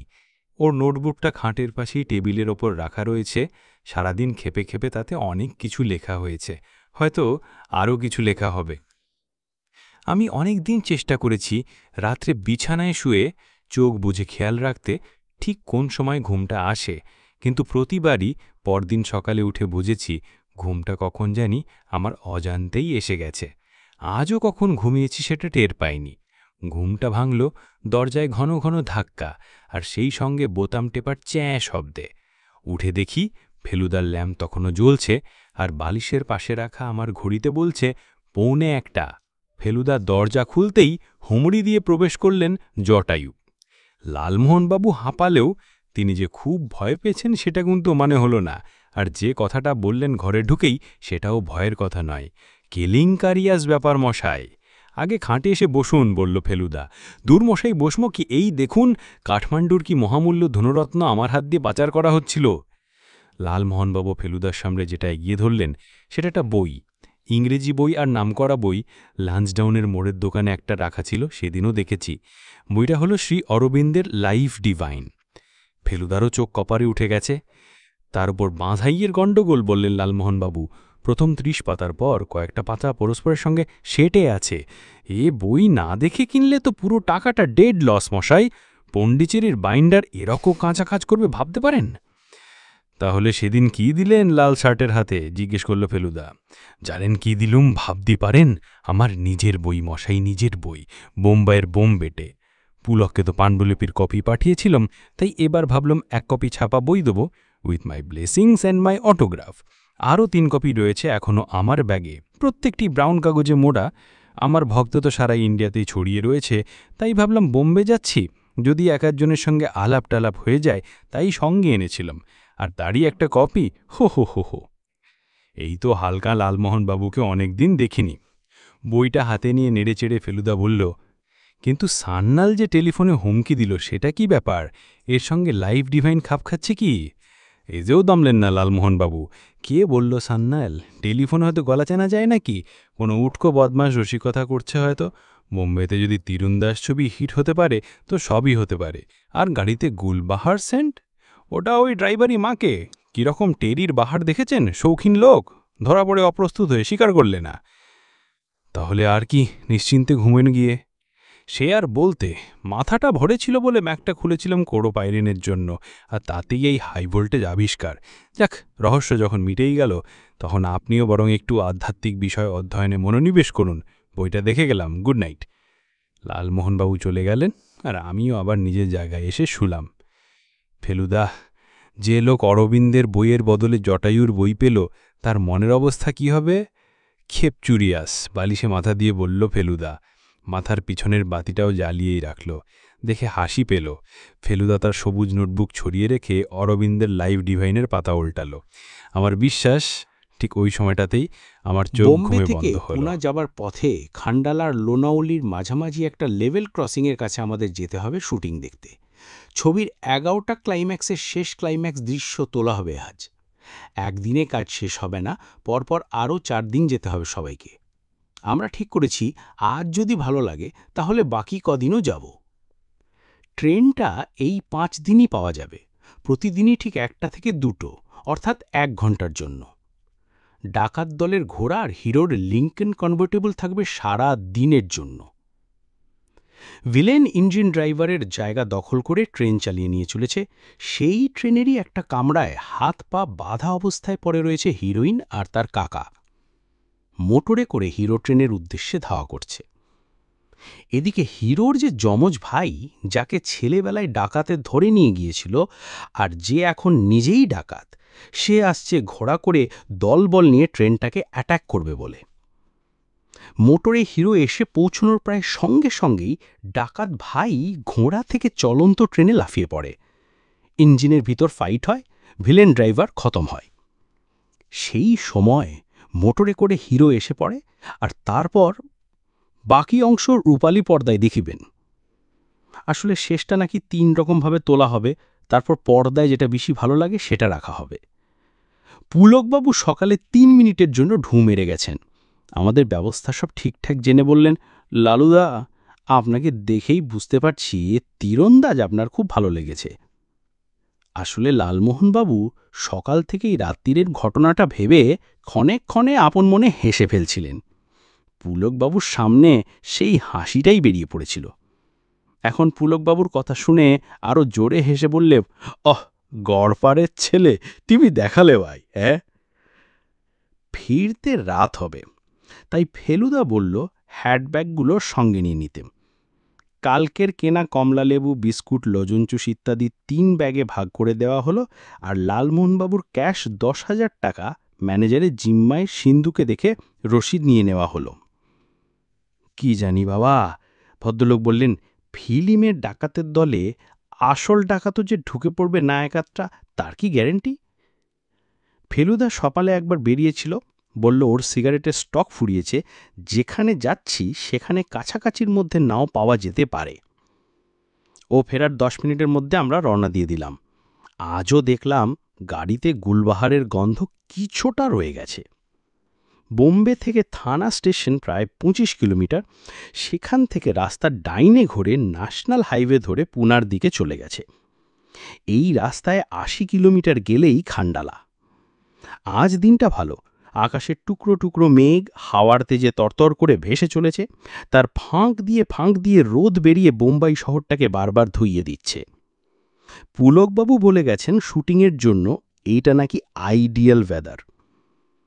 আজ লালমোহনবাবুর অবশ্যই সব কিছুই ভাল লাগছে। খালি খালি বললেন, বিলেত যাওয়ার আশ মিটে গেল মোছাই। বাসে লোক ঝুলছে না সেটা লক্ষ্য করেছেন? ওহ, কি সিভিক সেন্স এদের! থানা পৌঁছতে লাগলো প্রায় 1 ঘন্টা। এখন 9:15। হাতে সময় আছে, তাই আমরা 3 জন আর ড্রাইভার স্বরূপলাল একটা চায়ের দোকানের সামনে গাড়ি নার্ক দিয়ে এলাচ দেওয়া চা খেয়ে নিলাম। থানা ছাড়বার কিছুক্ষণের মধ্যেই দেখলাম আমরা ওয়েস্টার্ন ঘাটসের পাহাড়ের পাশ দিয়ে চলেছি। ট্রেন লাইন আর এখন আমাদের পাশে নেই, সেটা থানার পরেই উত্তরে ঘুরে চলে গেছে কল্যাণ। কল্যাণ থেকে আবার দক্ষিণে ঘুরে সেটা মাথেরান হয়েই যাবে পুনা। মাঝপথে পড়বে আমাদের লেভেল ক্রসিং। পথে লালমোহনবাবুর গলায় কমলালেবুর বিচি আটকে গিয়ে বিষম লাগা ছাড়া আর কোনো ঘটনা ঘটেনি। ফেলুদার মনের অবস্থা কি সেটার মুখ দেখে বোঝা যাচ্ছিল না। ও গম্ভীর মানেই যে চিন্তিত সেটা ফেলুদার বেলায় খাটে না, এ আমি আগেও দেখেছি। 12:30 নাগাদ খান্ডালা ছাড়িয়ে মাইলখানেক যেতেই সামনের দূরে রাস্তার ধারে একটা জায়গায় মনে হলো যেন মেলা বসেছে। তারপর মনে হলো মেলায় এত গাড়ি থাকবে কেন। আরও কাছে গেতে গাড়ি আর মানুষ ছাড়া আর একটা জিনিস চোখে পড়ল, সেটা হচ্ছে ঘোড়া। এবারে বুঝলাম ভিড়টা আসলে হচ্ছে জেড বাহাদুরের শুটিংয়ের দল। সব মিলিয়ে অন্তত 100টি লোক। বাক্স, প্যাটরা, ক্যামেরা, আলো, রিফ্লেক্টর, শতরঞ্জি, সে এক এলাহি ব্যাপার। আমাদের গাড়িটা একটা অ্যাম্বাসেডর আর একটা বাসের মাঝখানে একটা ফাঁক পেয়ে তার ভিতরে ঢুকে থেমে গেল। আমরা নামার সঙ্গে সঙ্গেই পুলকবাবু এগিলেন। তার মাথায় একটা সাদা ক্যাপ আর গলায় ঝোলানো একটা দূরবীনের মতো যন্ত্র। গুড মর্নিং, সব ঠিক হ্যাঁ? আমরা 3 জনই মাথা নেড়ে ইয়েস জানিয়ে দিলাম। শুনুন, মিস্টার গোরের ইনস্ট্রাকশন, উনি মাথেরান আছেন, যেখান থেকে ট্রেন আসছে। রেল কোম্পানির কর্তাদের সঙ্গে কথাবার্তা আছে, কিছু পেমেন্টও আছে বোধহয়। উনি ট্রেনের সঙ্গেই চলে আসবেন অথবা মোটরে করে আসবেন। আপনারা ট্রেনটা এলেই খবর পেয়ে যাবেন। মোট কথা, উনি আসুন বা না আসুন, আপনারা ফার্স্ট ক্লাসে উঠে পড়বেন। All clear? অল ক্লিয়ার বলল ফেলুদা। বোম্বাইয়ের ফিল্ম লাইনে যে এত বাঙালি কাজ করে এটা আমার ধারণা ছিল না। তার মধ্যে কেউ কেউ যে ফেলুদাকে চিনে ফেলবে তাতে আর আশ্চর্য কি। ক্যামেরাম্যান দাশু ঘোষের সঙ্গে পরিচয় হতেই তার চোখ কুঁচকে গেল। মিত্তির, আপনি কি ডিটেক্ট ধরেছেন? ঠিক, কিন্তু চেপে রাখুন, বললা ফেলুদা। কেন মশাই, আপনি তো আমাদের প্রাইড। সেবারে এলোরার মূর্তি চুরির ব্যাপারটা। ফেলুদা আবার ঠোঁটে আঙুল দিয়ে ভদ্রলোককে থামাল। দাশুবাবু এবার গলা নামিয়ে বললেন, আবার কোনো তদন্ত করছেন নাকি এখানে? আজ্ঞে না। ফেলুদা বলল, স্রেফ বেড়াতে এসছি আমার এই বন্ধুটির সঙ্গে। দাশু ঘোষ 21 বছর বম্বেতে থেকেও নিয়মিত বাংলা উপন্যাস পড়েন, এমনকি জটায়ুর বইও পড়েছেন 2-3টে। এ দৃশ্য অবশ্যই উনি ছাড়া আরও 2 জন ক্যামেরাম্যান কাজ করছেন, তারা অবাঙালি। পুলকবাবুর 4 জন অ্যাসিস্ট্যান্টের 2 জন বাঙালি। যারা অ্যাক্টিং করবেন তাদের মধ্যে অবশ্যই কেউই বাঙালি নেই। অর্জুন মেহরোত্রা ছাড়া আজ আছেন মিকি, শুধু মিকি। পদবি ব্যবহার করেন না। বোম্বের উঠতি ভিলেনের মধ্যে টপ, একসঙ্গে 37টা ছবি সই করেছেন, যদিও তার মধ্যে 29টার গপ্প চেঞ্জ করে ফাইটের সংখ্যা কমাতে হচ্ছে। ভাগ্যে জেড বাহাদুরে মাত্র 4টে ফাইট, না হলে পুলকবাবু আর মিস্টার গোরেকেও মাথা চুলকোতে হতো। এসব খবর আমাদের দিলেন প্রোডাকশন ম্যানেজার সুদর্শন দাস। ইনি ওড়িশার লোক, অনেকদিন বম্বেতে রয়েছেন, তবে এই ছবিটা হয়ে গেলে নাকি কটক ফিরে গিয়ে নিজে ওড়িয়া ছবি পরিচালনা করবেন। ফেলুদা ইতিমধ্যে হাঁটতে হাঁটতে চলে গেছে আরেকটা জটলার দিকে। সেখানে ডাকাতের দলকে মেকআপ করে পোশাক পরানো হচ্ছে। একজন ডাকাতের সঙ্গে ফেলুদাকে দিব্যি বাতচিত করতে দেখে একটু অবাক হয়েই এগিয়ে গেলাম। তারপর ডাকাতের গলা শুনে বুঝলাম, ওমা, এ যে কৌফু এক্সপার্ট ভিক্টর পেরুমাল। হিরোর যমজ ভাইয়ের মেকআপ করা হয়েছে তাকে। ছোটন্ত ঘোড়া থেকে লাফিয়ে চলন্ত ট্রেনের ছাতে পড়তে হবে, তারপর 6টা কামরার ঝাদের ওপর দিয়ে হেঁটে গিয়ে একেবারে ইঞ্জিনে পৌঁছে ভিলেন বেশে মিকিকে ঘায়েল করতে হবে। তারপর হিরো আর তার 20 বছর না দেখা ডাকাত বনে যাওয়া ভাইয়ের মধ্যে হাই ভোল্টেজ সংঘর্ষ। লালমোহনবাবু এই এলাহি ব্যাপার দেখে কেমন জানি চুপ মেরে গেছেন, যদিও ভেবে দেখলে তার ফুর্তি হবার কথা, কারণ তার গল্পকে ঘিরেই তো এত হই হল্লা। বললেন, একটা গল্প লিখে এতগুলো লোককে এত হ্যাং এত পরিশ্রম এত খরচের মধ্যে ফেলেছি, এটা ভাবতে একটা পিকিউলিয়ার ফিলিং হচ্ছে টপেশ। এক সময় নিজেকে রীতিমতো শক্তিশালী বলে মনে হচ্ছে, মাঝে মাঝে আবার গিল্টি মনে হচ্ছে, আবার সেই সঙ্গে এও মনে হচ্ছে যে এরা লেখককে কোনো সম্মান দেয় না। কটা লোক এখানে জটায়ুর নাম জানে সেটা বলতে পারো? আমি সান্ত্বনা দেবার জন্য বললাম, ছবি যদি হিট হয় তাহলে নিশ্চয়ই জানবে। আশা করি, দীর্ঘশ্বাস ফেলে বললেন লালমোহনবাবু।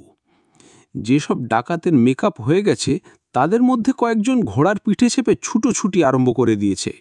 ঘোড়াগুলো একটা বিশাল বটগাছের তলায় জড়ো হয়েছিল। গুনে দেখলাম সব শুদ্ধ 9টা। মিনিট খানেকের মধ্যে নীল কাঁচ তোলা একটা প্রকাণ্ড সাদা লিঙ্কন কনভার্টিবল গাড়িতে হিরো আর ভিলেন এসে হাজির হলো।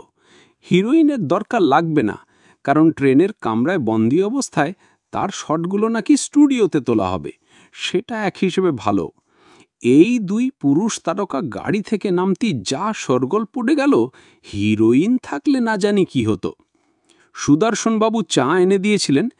আমরা খাওয়া শেষ করে পেয়ালা ফেরত দিচ্ছি, এমন সময় বাজখাঁই গলায় লাউডস্পিকারের হাঁক শোনা গেল, ট্রেন কামিং, ট্রেন আতি হ্যাঁ, এভরিবডি রেডি। ঝুকঝুক শব্দের সঙ্গে কালো ধোঁয়া ছাড়তে ছাড়তে 8টা বগি সমেত পুরনো টাইপের ইঞ্জিনটা যখন লেভেল ক্রসিংয়ের কাছে এসে দাঁড়ালো, তখন ঘড়িতে ঠিক 1:05। ফার্স্ট ক্লাস কামরা যে মাত্র একটাই, আর সেটাও যে পুরানো ধাঁচের, সেটা দূর থেকেই বুঝতে পারছি। অন্য কামরাগুলোতে মাথেরন থেকেই প্যাসেঞ্জার বসিয়ে দেওয়া হয়েছে। তাদের মধ্যে ছেলে মেয়ে বুড়ো বুড়ি সব রকমের আছে। ট্রেন থামার সঙ্গে সঙ্গে পুলকবাবুর ব্যস্ততা একেবারে সপ্তমে চড়ে গেছে। তিনি একবার এ ক্যামেরা থেকে ও ক্যামেরায় ছুটে যাচ্ছেন, একবার হিরো থেকে ভিলেন, একবার এ অ্যাসিস্ট্যান্ট থেকে ও অ্যাসিস্ট্যান্ট। লালমোহনবাবু পর্যন্ত বলতে বাধ্য হলেন, না মশাই, শুধু টাকা দিয়ে ছবি হয় না, এটা বোঝা যাচ্ছে। হিরোর গাড়ি রেডি। কালো চশমা পরে স্টিয়ারিং ধরে বসে আছে অর্জুন মেহরোত্রা।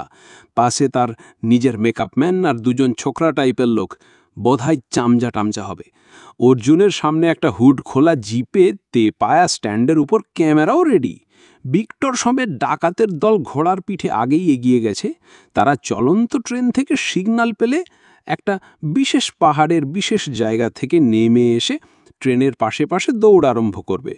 ভিলেন বেশি মিকিকে দেখলাম পুলকবাবুর একজন সহকারীর সঙ্গে ইঞ্জিনের দিকে এগিয়ে গেল। আমাদের কি করা উচিত ঠিক বুঝতে পারছি না, কারণ মিস্টার গোরের দেখা নেই। তিনি ট্রেনে এসছেন কিনা সেটাও বুঝতে পারছি না। হয়ে গেছে, অথচ আমাদের দিকে কেউ আসছে না দেখে লালমোহনবাবুর উস্কুসুনি আরম্ভ হয়ে গেল। বললেন, ফেলুবাবু, এরা কি ভুলে গেল নাকি আমাদের? ফেলুদা বলল, একটি মাত্র প্রথম শ্রেণীর কামরা, কথা মতো সেটাতে গিয়েই ওঠা উচিত আমাদের। দেখি আরো 2 মিনিট। 2 মিনিটের আগেই ইঞ্জিন থেকে 2টো হুইসেল শোনা গেল, আর সেই মুহূর্তেই সুদর্শন দাসের হাঁক, এই যে আপনারা চলে আসুন, চলে আসুন। আমরা হাতে ব্যাগ নিয়ে দৌড় দিলাম। সুদর্শনবাবু আমাদের ফার্স্ট ক্লাসের দরজা অবধি পৌঁছে দিলেন। বললেন, আমি তো কিছুই জানতাম না, এই মাত্র একজন লোক এসে খবর দিলে, বললে গোড়ে সাহেব 8 ঘন্টার মধ্যেই এসে পড়বেন। প্রথম শটের পর ট্রেন আবার এখানেই ফিরে আসবে। কামরায় উঠে দেখি একটা বেঞ্চির উপর বড় জলের ফ্লাস্ক আর সাফারি রেস্টুরেন্টের নাম লেখা 4টে সাদা কাগজের বাক্স, অর্থাৎ আমাদের লাঞ্চ। এত ব্যস্ততার মধ্যেও যে ভদ্রলোকের আশ্চর্য খেয়াল, সেটা স্বীকার করতেই হবে। আর একটা হুইসেলের সঙ্গে একটা ঝাঁকুনি দিয়ে গাড়ি ছেড়ে দিল। আমরা 3 জনে জানালা দিয়ে বাইরের কাণ্ড কারখানা দেখবার জন্য তৈরি হলাম। একেবারে নতুন অভিজ্ঞতা, তাই মনে একটা বেশ রোমাঞ্চ ভাব হচ্ছিল। গাড়ি ক্রমশ স্পিড নিচ্ছে। ডান পাশ দিয়ে রাস্তা গেছে। সেদিকের বেঞ্চিতে বসেছি আমরা 3 জনে। বাঁ দিকে পাহাড় পড়বে, অর্থাৎ সেটা হলো ডাকাতের দিক। ডান দিকটা হিরোর দিক। আরও একটু স্পিড বাড়ার পর ডান দিকের রাস্তা দিয়ে প্রথমে ক্যামেরা সমেত জিপ, তারপর হিরোর গাড়ি আসতে দেখা গেল। এখনও অবশ্য হিরো ছাড়া গাড়িতে আর কেউ নেই। ক্যামেরার মুখটাও যে তার দিকেই ঘোরানো সেটা বুঝতে পারলাম। যিনি ছবি তুলছেন তিনি ছাড়া আরও 3 জন লোক রয়েছেন। তার মধ্যে একজন হলো পুলকবাবুর অ্যাসিস্ট্যান্ট। সে হাতে একটা চোঙা নিয়ে তার ভিতর দিয়ে হিরোকে ডানে তাকাও, বাঁয়ে তাকাও ইত্যাদি নির্দেশ দিচ্ছে। আর 2টো ক্যামেরার একটার সঙ্গে পুলকবাবু রয়েছেন, সেটা রয়েছে ট্রেনেরই একটা কামরার ভিতর। 3য় ক্যামেরাটা রয়েছে ট্রেনের পিছন দিকের শেষ কামরার ছাদে।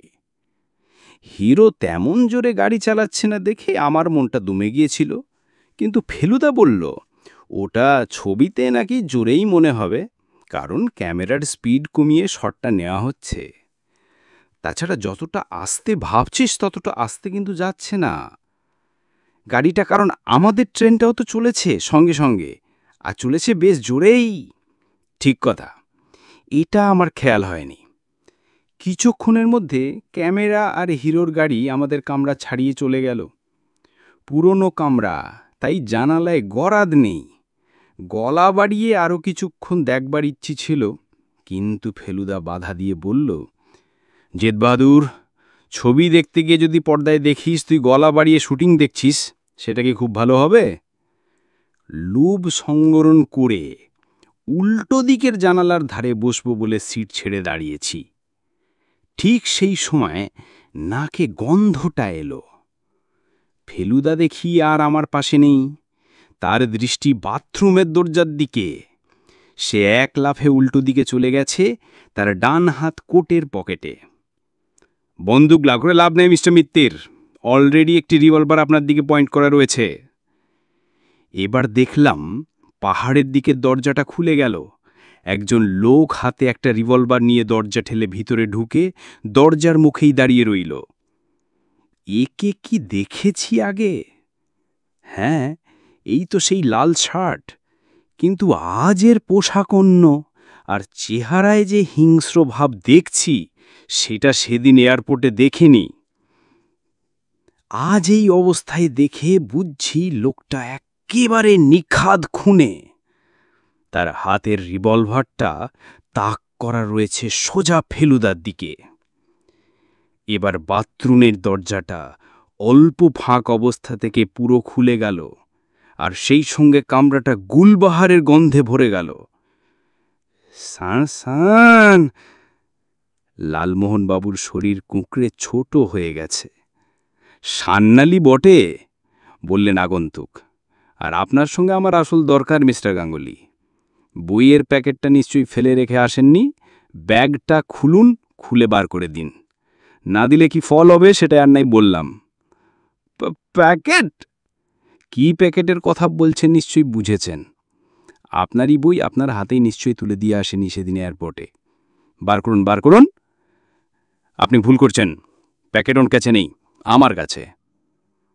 ট্রেনের শব্দের জন্য সকলকে চেঁচিয়ে কথা বলতে হচ্ছে, কিন্তু ফেলুদার গম্ভীর গলা চাপা অবস্থাতেও ট্রেনের শব্দে ছাপিয়ে সান্নালের কানে পৌঁছেছে, কারণ চশমার পেছনে ভদ্রলোকের চোখ দুটো জ্বলে উঠল। দ্য লাইফ ডিভাইনের এতগুলো পাতা নষ্ট করে আপনার ঐশ্বর্য কিছু বাড়ল কি? ফেলুদার গলার স্বর এখনো ধীর, কথাগুলো মাপা।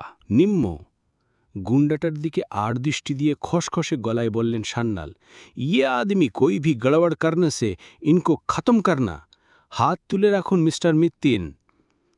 আপনার ঝুঁকিটা একটু বেশি হয়ে যাচ্ছে নাকি? ফেলুদা বলল, আপনি যে জিনিসটা চাইছেন সেটা পেলেই তো আর আমাদের ছেড়ে দেবেন না। খতম আমাদের এমনিতেই করবেন, কিন্তু ট্রেন থামলে পর আপনার কি দশা হবে সেটা ভেবে দেখেছেন?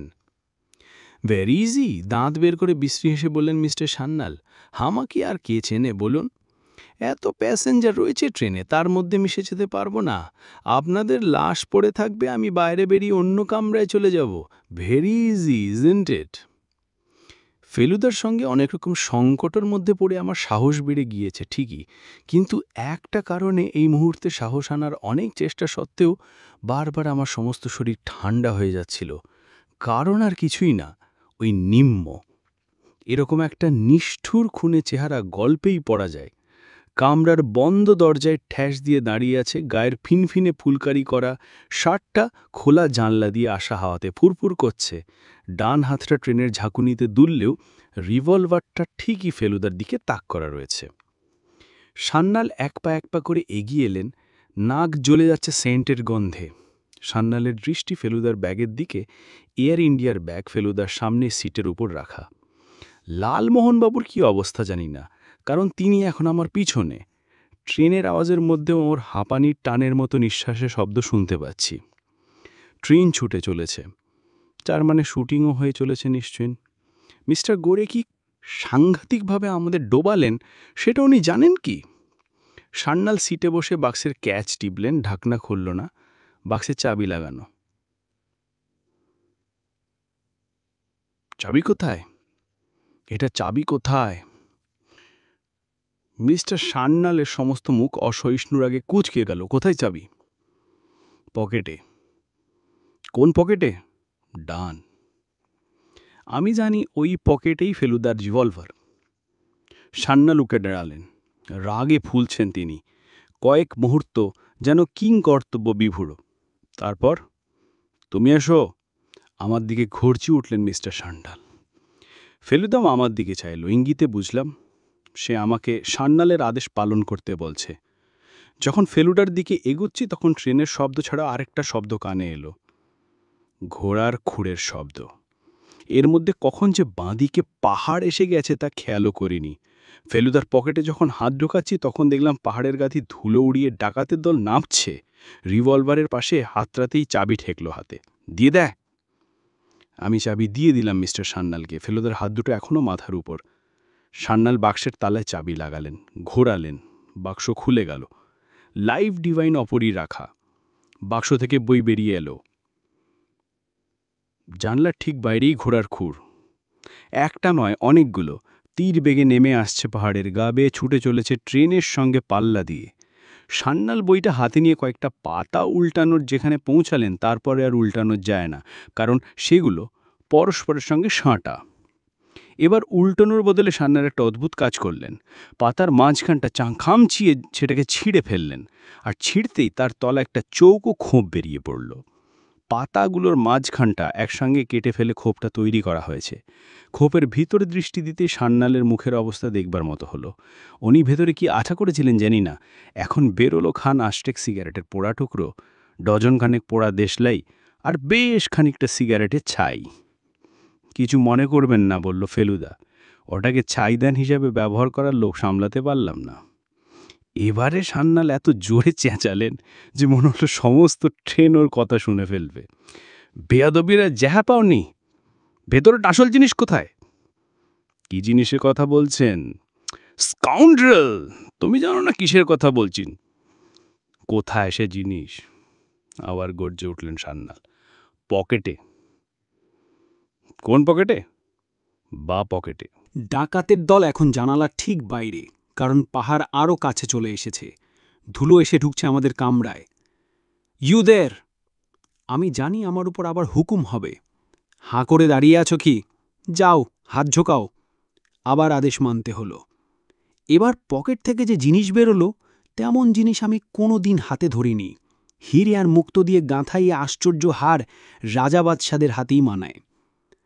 দাও ওটা আমাকে।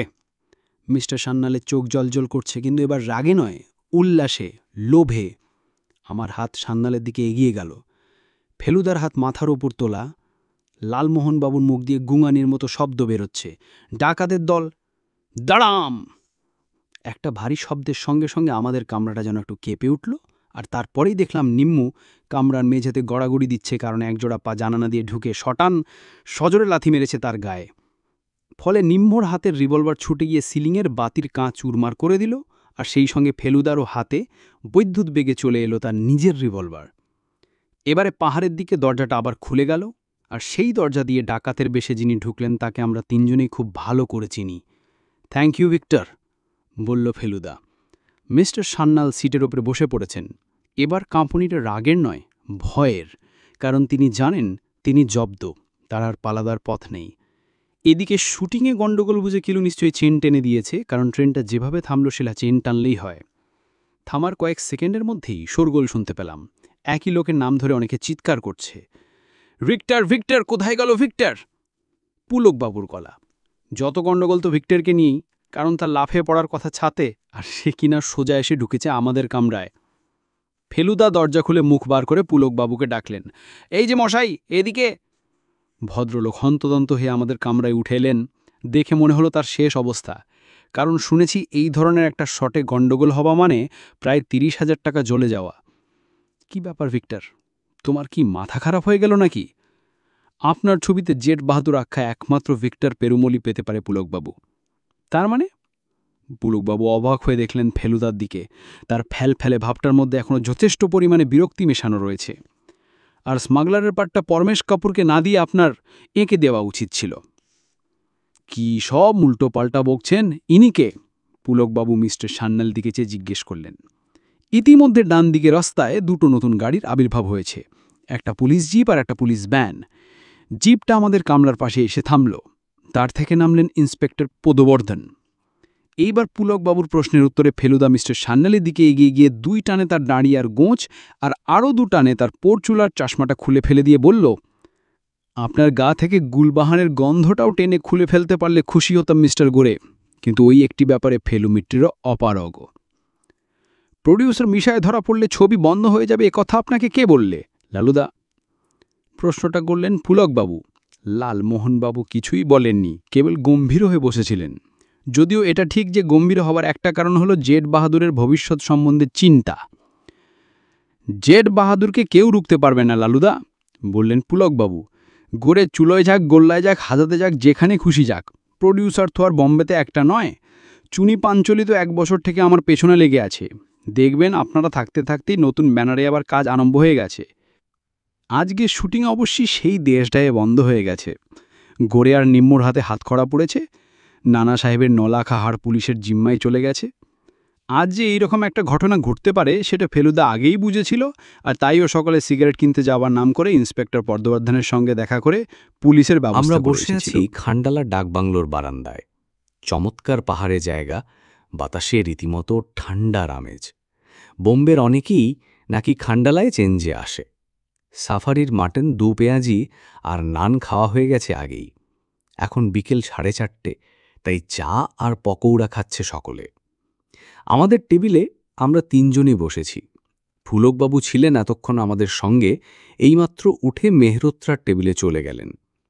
অর্জুন মেহরোত্রার একটু যেন মনমরা ভাব। তার একটা কারণ হয়তো এই যে আজকের হিরো হচ্ছে নিঃসন্দেহে প্রদোষ মিত্তির। ইতিমধ্যে অনেকেই ফেলুদার সই নিয়ে গেছে, এমনকি মিকি পর্যন্ত। সেকেন্ড হিরো যে ভিক্টর পেরুমাল, তাতেও কোনো সন্দেহ নেই। ফেলুদা ভিক্টরকে আগে থেকেই তালিম দিয়ে রেখেছিল।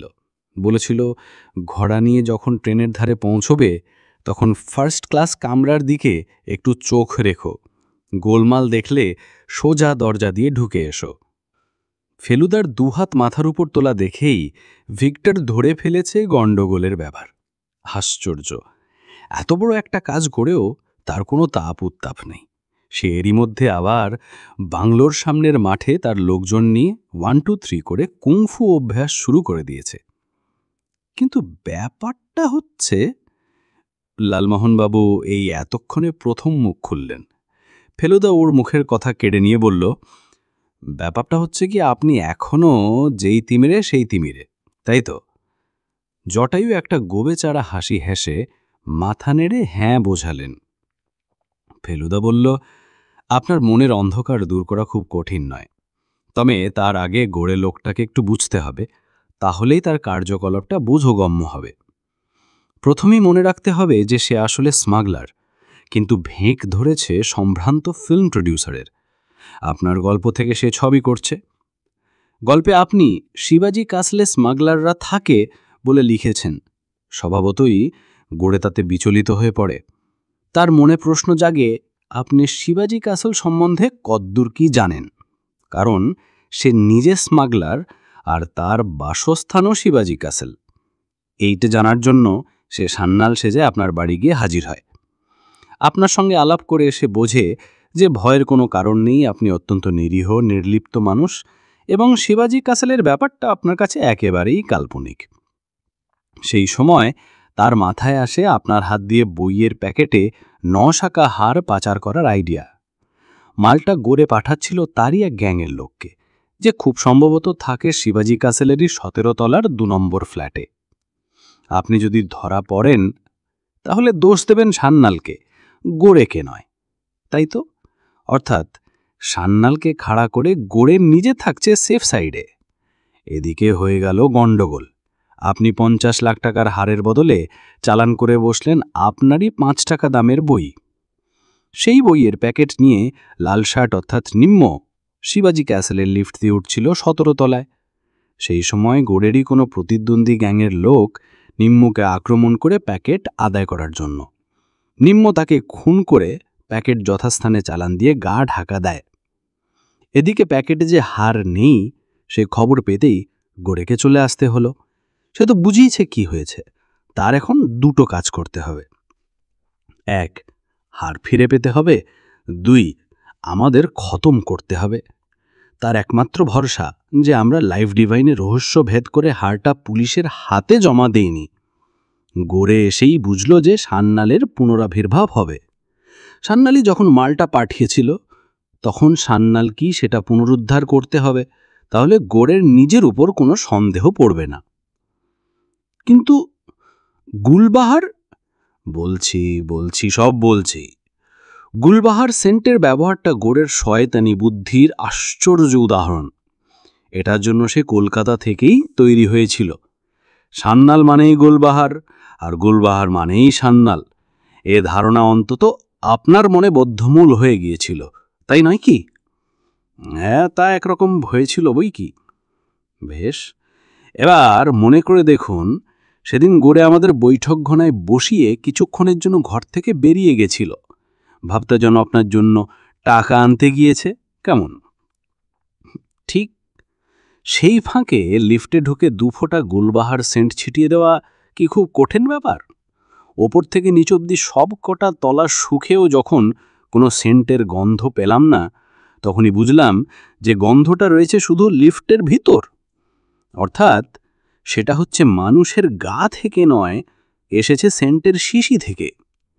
ঠিক সেইভাবেই লোক লাগিয়ে লটাস সিনেমার সামনে গাড়ির জানলা দিয়ে হাত বাড়িয়ে কয়েক ফোঁটা সেন্ট গাড়ির সিটে ছিটিয়ে দেওয়া অতি সহজ ব্যাপার।